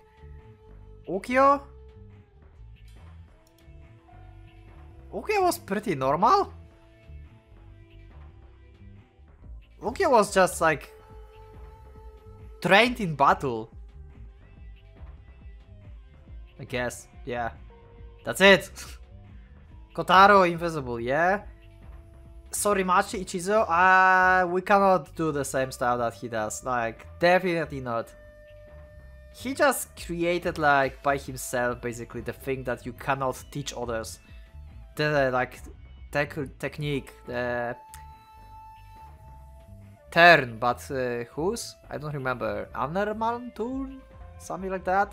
The one that you stop in the air. Also, we are, like, descending, so that's not how it works. Fight with Konatsu.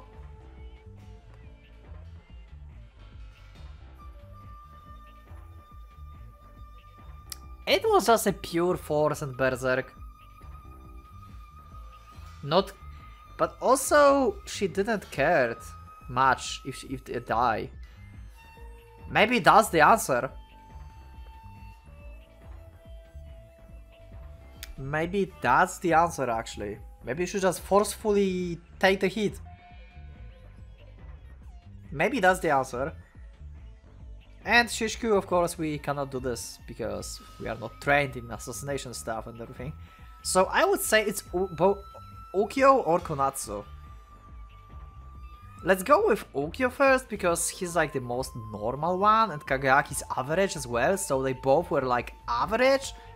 But Ukyo was like better fighter, basically, on battlefields and everything. So we can implement some of his moves probably. What's the key to the victory? Yeah, now this.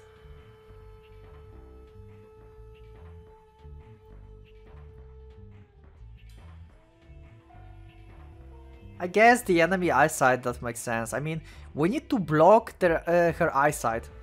We need to block their eyesight. Because these eyes are the biggest threat to us right now. But how do we block it? I don't know. Maybe Kagayaki will figure something out.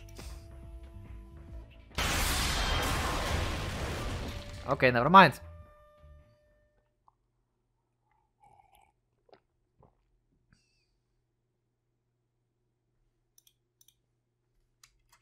Okay. Okay. Let's go with Ukyo again. Will we have like Hikaru again trying to help us maybe?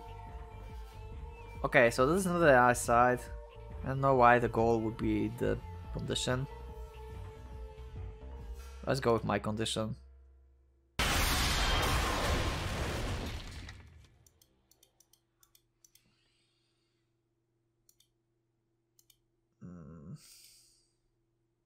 Oh, hello Hikaru again. Yes, I'm still struggling. 俺としても助言が難しい。一般論くらいしか言えそうにないが、まあ一応聞いてゆけ。Hikaru wisdom. Wait, is she naked?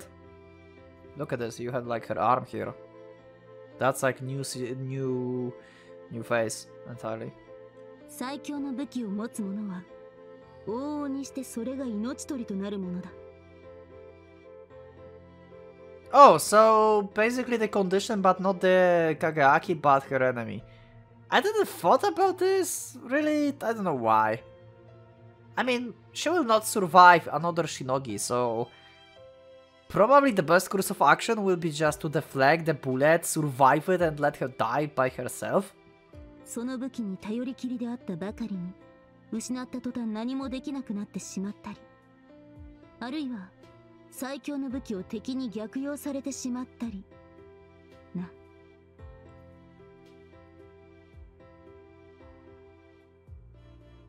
Okay, depending on too much, you don't know. And even if you're careful, there's always chance that someone might find a way to use it against you. よくある話だろう。なんだか自分の言葉が耳に痛いな。Oh, we have like actual thoughts from Hikaru. What is going on? What is this meta thing? Why Hikaru can speak to us?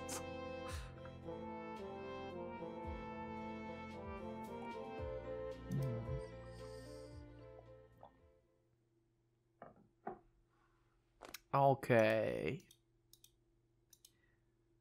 So I guess it's about Otori condition then?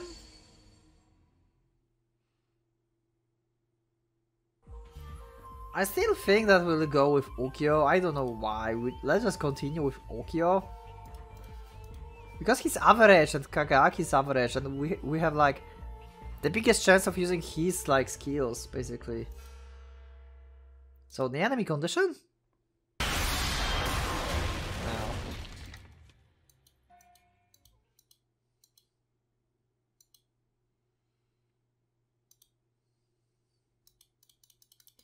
So I guess every 2 times we fail, we'll have Hikaru giving another tip.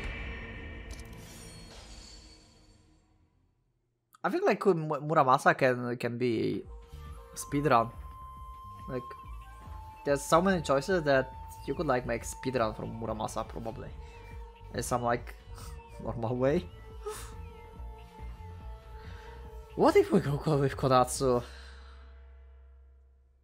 Okay, let's go with Uki one more time.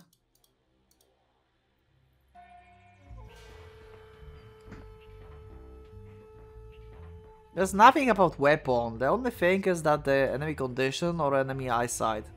So maybe the Ukyo is the wrong answer here. So maybe we should go with Konatsu.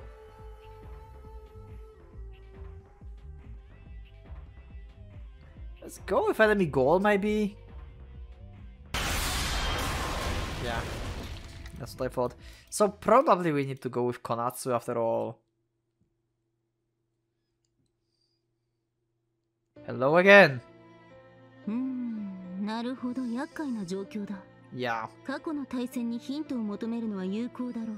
Oh wait. だが問題は、That's the same. お前 Okay. に実行できるものでなければ意味がない。姿隠しの術を持たないお前が、姿隠しの術でお前を苦しめた敵のことを参考にしても、この場合はまるで徒労。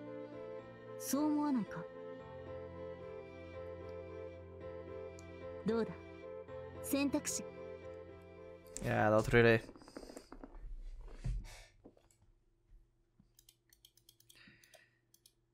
Are you guys counting how many times I died? Let me know in the comments after this how many times I died in the end. Like, Muramasa have a big problem in some fights. Like, you mentioned that in the comments and in the Discord a few times already. Fights in Muramasa have a big problem sometimes. And this problem are choices. You have amazing fight, amazingly fluid, that's well written. And this whole immersion is broken by giving you a bunch of choices that you just have no idea how to deal with. And it breaks the immersion like so much. Let's go with Konatsu. And the enemy condition.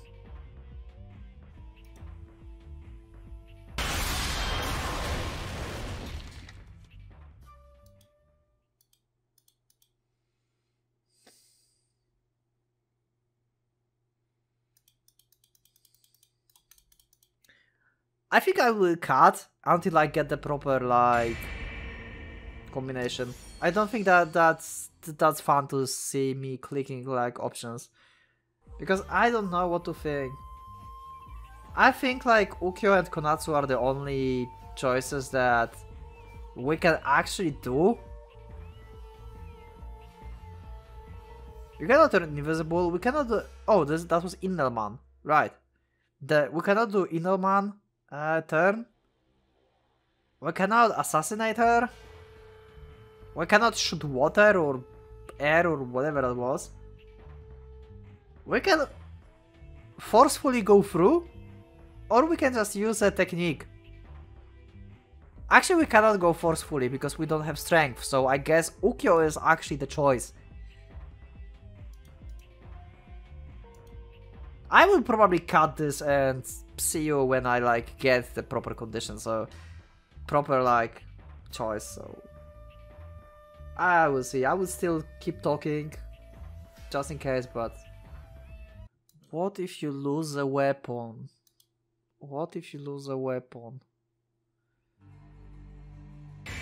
I don't remember what choices I did. Maybe I should just go like through choices from top to bottom. What if you lose a weapon? Should we like actually go with Konatsu and the enemy condition? Wait, I did that before, right? I did that before, right?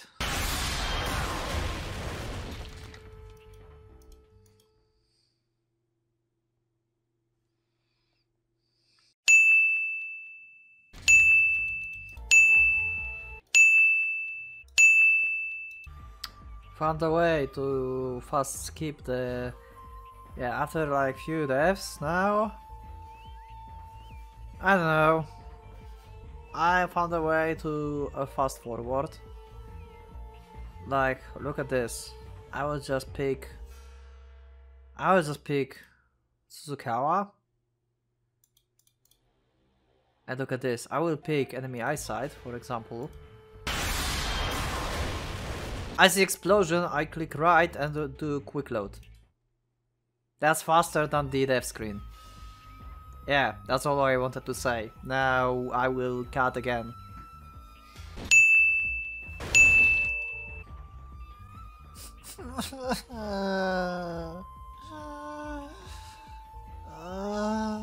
Help!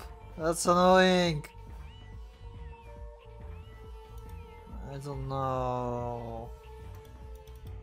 I don't know. I think it should be the enemy condition, but it's like, it's not working. Let's go with Shishku again.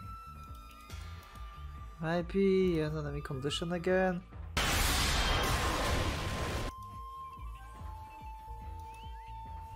I think it's enemy condition. Because she cannot use this all the time. But I think I tried everyone right now with enemy condition. Did I? I don't remember. Fuck. Well, back to... I don't know. Check. I will just check stuff with Shishku, I guess. Let's go. Maybe not the enemy condition, maybe enemy side, because this is also a weapon, quote quote, so let's do that. Whoa! Wait, it worked! Holy shit!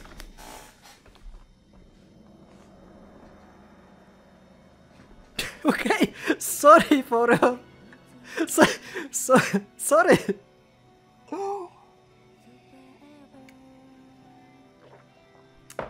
Right. Sword at your eyes. She's using eyes. What is the soundtrack?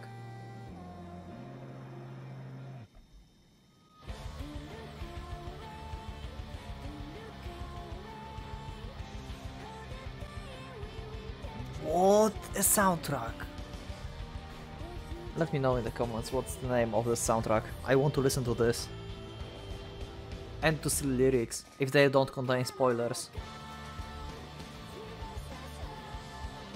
I fly toward the target, my course straight and set, and the tip of my sword leads the way.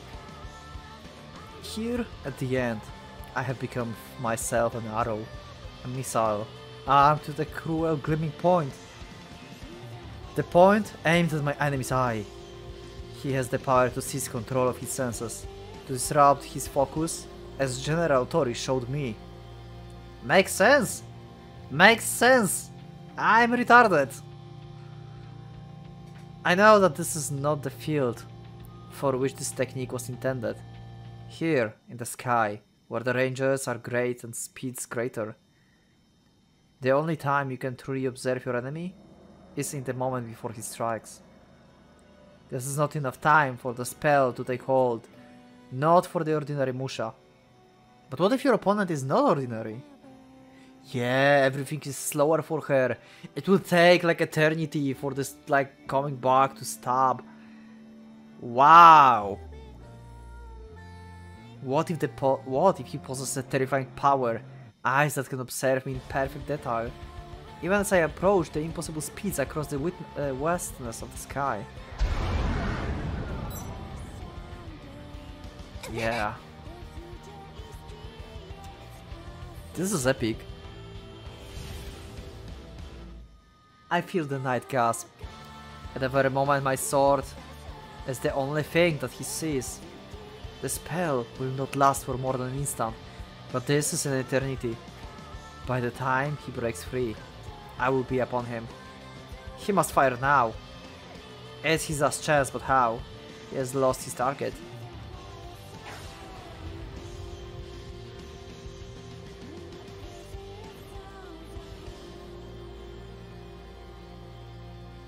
Indeed, if my sword is all that he sees, then he must be his target. Then that must be his target. And as his target, it will serve. The sword is an extension of my body. To avoid the arrow, I will have to change the course, or attempt to strike it from the sky. Given that the latter is impossible, all that my enemy has to do is wait until I maneuver to evade. Sorry, I'm sometimes like listening to this soundtrack. That will break my sword hold in his senses, allowing him to use his shinogi in full. And that will surely be my end. So my enemy response is perfectly correct for the present situation. His mistake was letting me create the situation in the first place. He should have fired the instant he got his engines before I had time to prepare a reply. It would not have mattered where his arrow was aimed, for he has the power to correct its course of flight. Instead, he wasted precious moments, bringing his weapon to bear. I don't know why.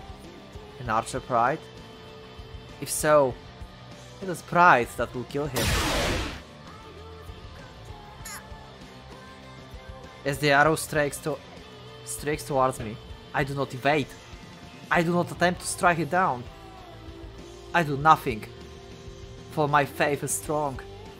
I believe in this knight, in his eyes, in his bow. No matter how small his target, he will not miss. It will split itself on the sword. Don't tell me that's going to happen. Therefore, I need only fly straight, and his bolt will find the tip of my sword.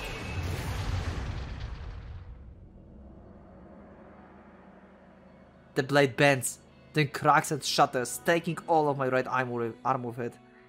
But my heart still beats. An ember of life still remains. It's enough. That ember flares, and I fly onwards toward my foe. With my remaining hand, I draw my short sword. The short sword. The thing that he started the weapon we started this whole series will end this. Wow. My enemy too has drawn his blade.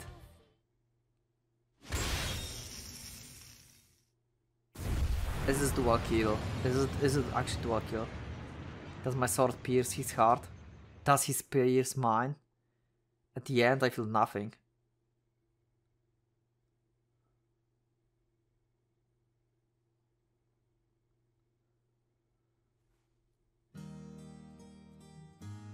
What is the soundtrack? Wait, what? Wait, are you serious? Like, this is open ending? What?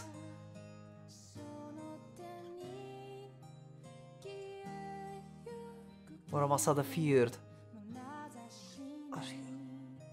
Oh my god. So that was the ending, the soundtrack.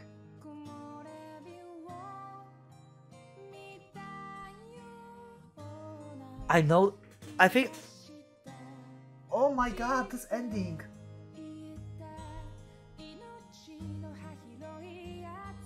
Is that dual kill? Did they both die? Is this like, maybe they both died? And that will like end the hatred, the endless cycle. Kageyaki didn't have anything to lose at that point. He didn't suffer because he killed Kanae. I mean, he didn't knew that he killed Kanae, so he didn't suffer. He also died how he wanted. Kanae finished her vengeance and didn't leave to have regrets about killing someone she loved. That's... Wow, this is open ending. Everyone can interpret it as they want. Okay, I did not expect that. Holy fuck. It took longer than I thought. It's like 4-hour recording. It's definitely going to being split into 2 episodes at least. Oh my god.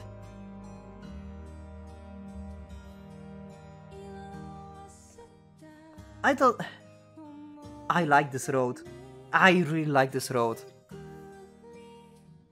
In the common road, in the prologue, I didn't like Totori much. But seems like they had more common with each other than I thought. Wow. Ending songs. Wait, there's like more songs. Wait, what? The Call, Uzuki. Are there going to be spoilers in the... Nah.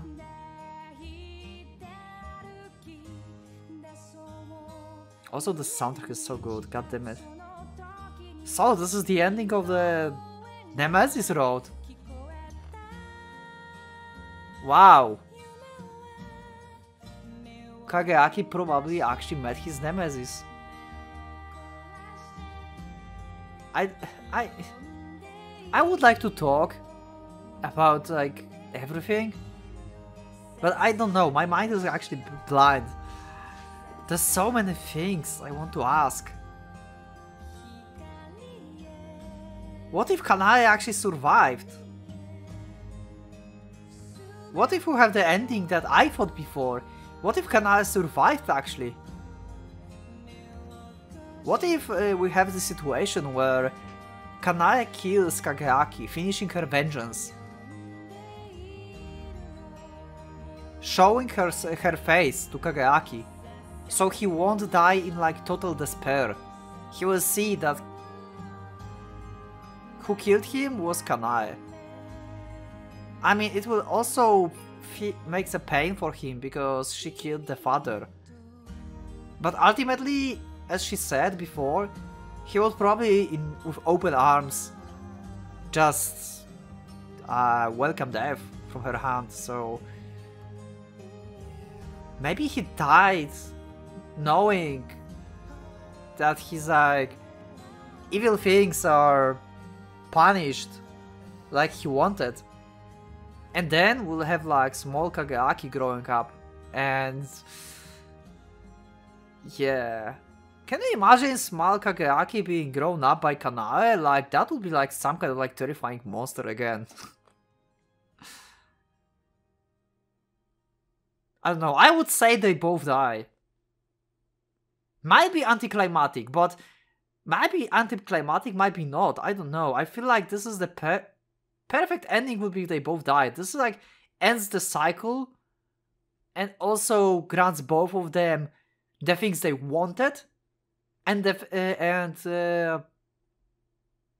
getting close to the things they don't want to like feel or see. Like I said in the beginning.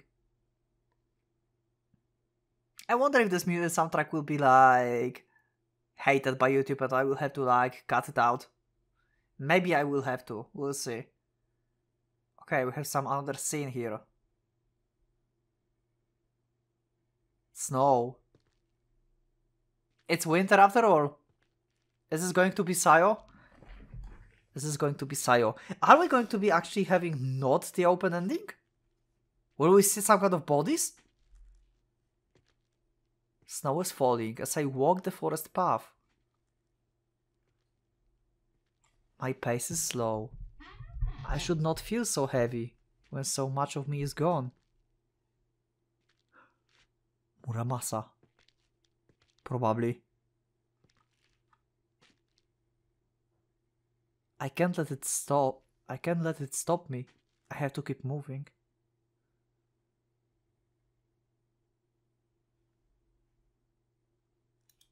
Yeah. That's Muramasa. She survived. Muramasa. Kogaki's alive!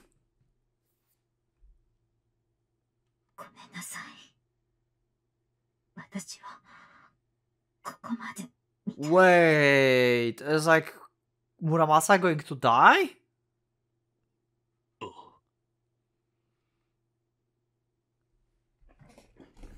My partner who fought beside me to the end must leave my side at last. My failing strength will not permit me to turn and bid a proper farewell. Instead, I gather what breath I can spare and speak what must be spoken. They both going to die from wounds.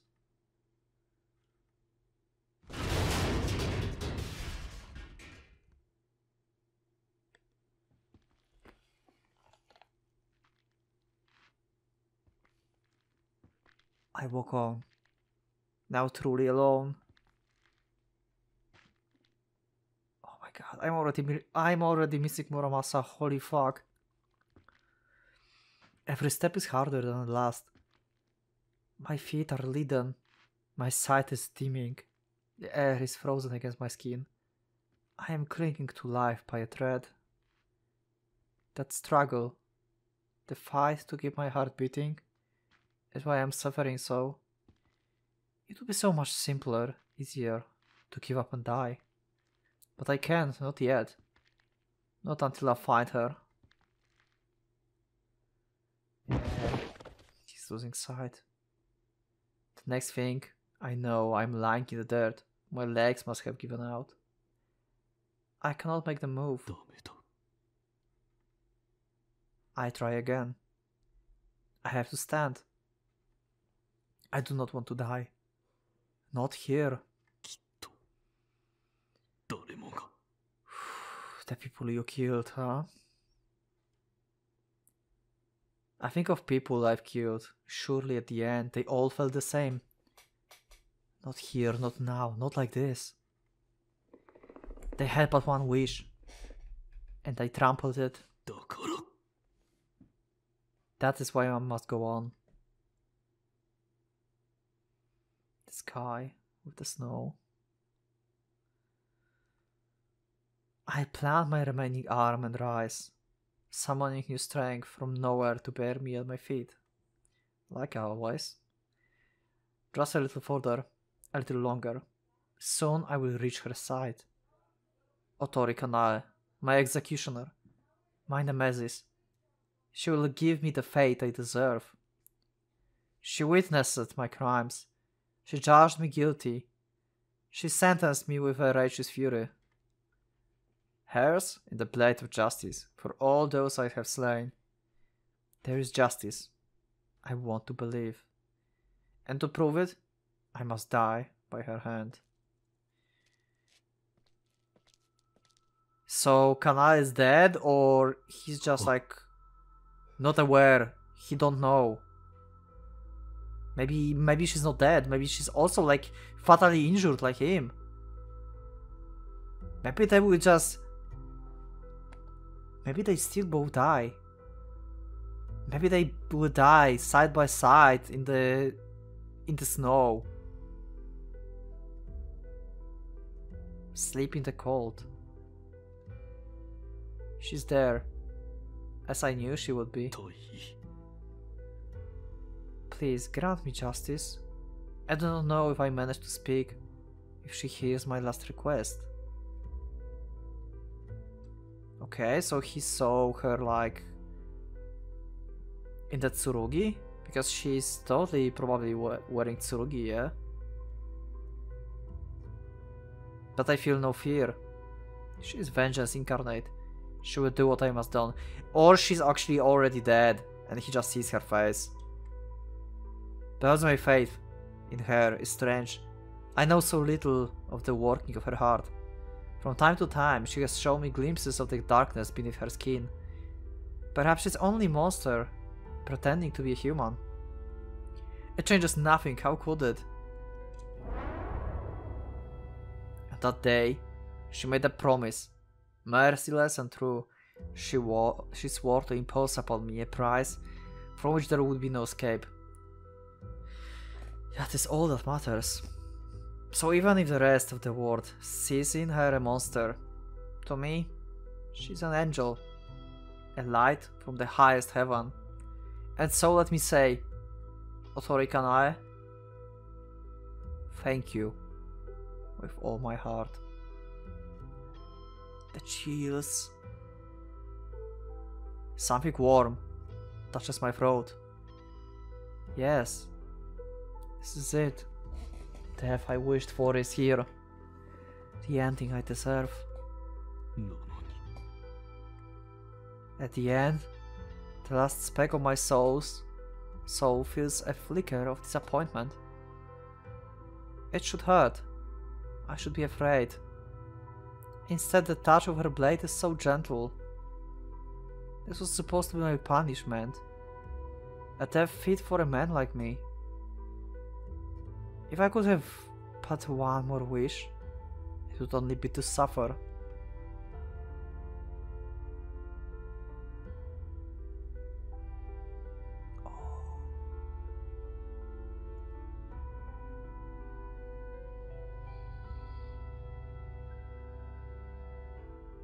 So she's alive. What happened after the exchange? What happened after the exchange? What happened? So none of them died, they just got like injuries. Did they fall into like different places? And he just like aimlessly starting to searching for Kanae? She just disarmed herself from the Tsurugi and just waited for him? Because she also had no strength to move?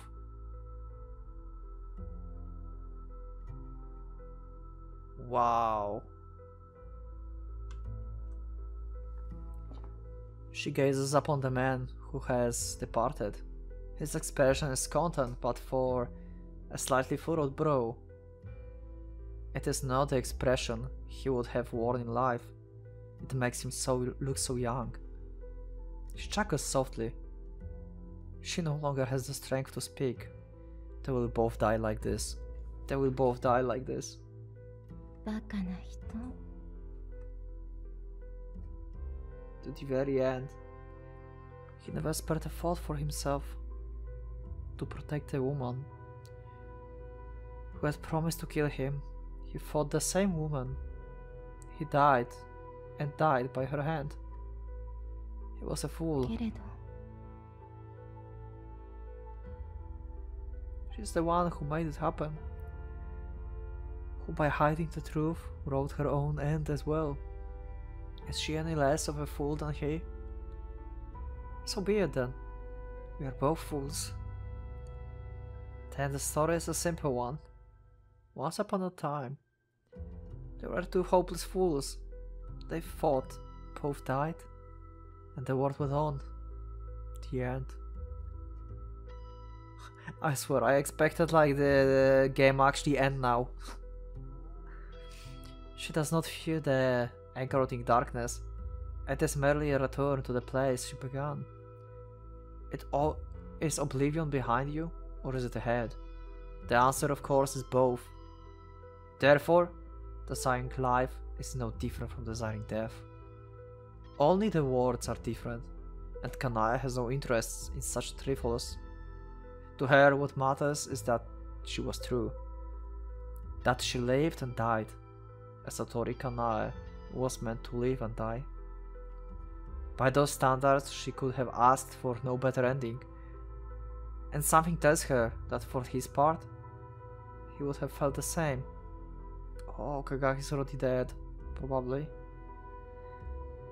They lived through. They died through. What more can anyone ask for? ね。 Silently, she speaks to him, knowing he will not answer. Yeah, he died like that. Kageaki actually died peacefully. At the end, his last moments were peaceful.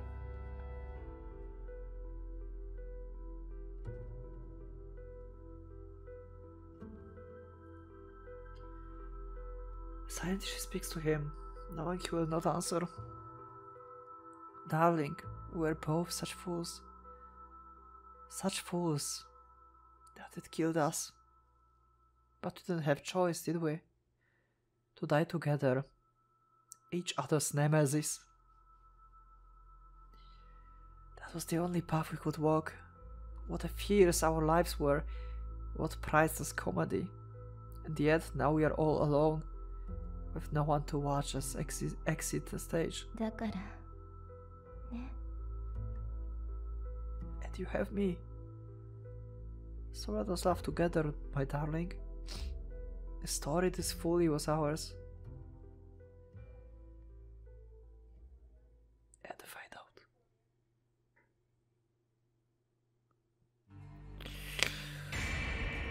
Oh, that's the end of the road. That's the actual end. Oh. What is this? Oh my god, I unlocked the extra button.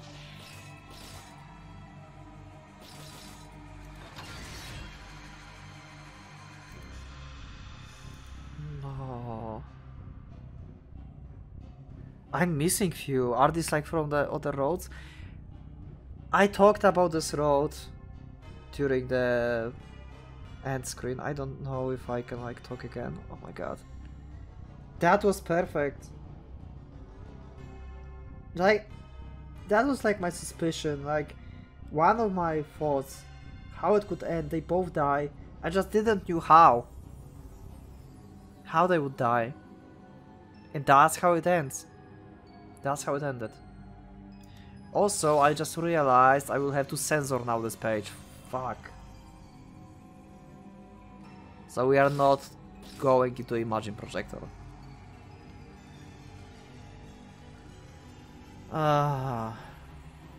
Let's go to memory. Another sensor. Okay, what is this? Opening arrangement. What's the opening arrangement?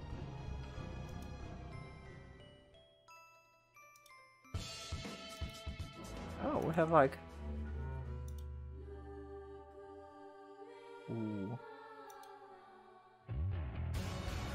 Okay. Some stuff, good. Technical database.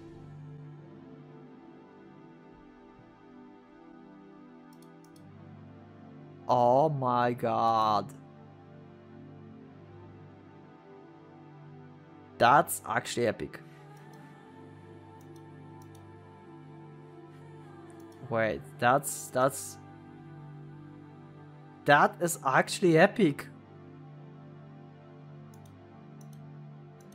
Really? William Burroughs. Arrow Control. Blood Crooks GHQ.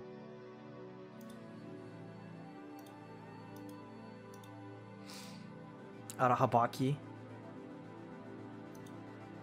Right, left, head. Master Konatsu.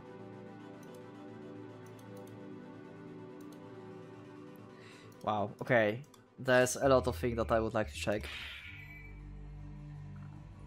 Oh my god, that was great ending. I love it. I really like this road. It seems like there's divide in general, that some people say that this is one of the best roads. Some people say it's not the best road. Some people say that's good that I started with this one and then I go to one of the roads. But I'm glad I play Muramasa. I'm just glad I play Muramasa and I read the story. That was great ride. That was a great road.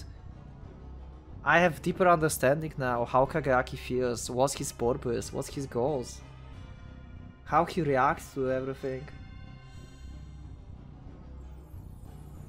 Wow. I'm scared of Ayane Road now. I'm scared about Ayane. But yeah. I'm recording almost 5 hours now. I think I will leave this episode like this, and I will see you in the next episode. So leave your comments down below what you think about this road. Is this the best road for you?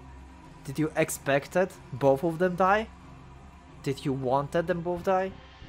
Do you think like it ended the cycle? Is this perfect ending? Or it could be better? Would you like to see small Kageyaki being raised by Kanae? Or would you rather not having that, because small Kageyaki would be a monster probably? I don't know. That was great. Thank you guys for amazing ride and for your comments, your support, and yeah. I will see you in the next videos, in the next road. This probably will start like just a new game and we'll choose differently. So we'll have some scenes with Otori that we didn't have before in the common road. And we'll try to land on Ayane. And after that we'll try to land on the road where both of them are alive, if that's possible. And it's probably possible, if what I heard before. Anyway, thanks for joining, thanks for listening to me, and I will see you next ones. So for now, Pocket Watch.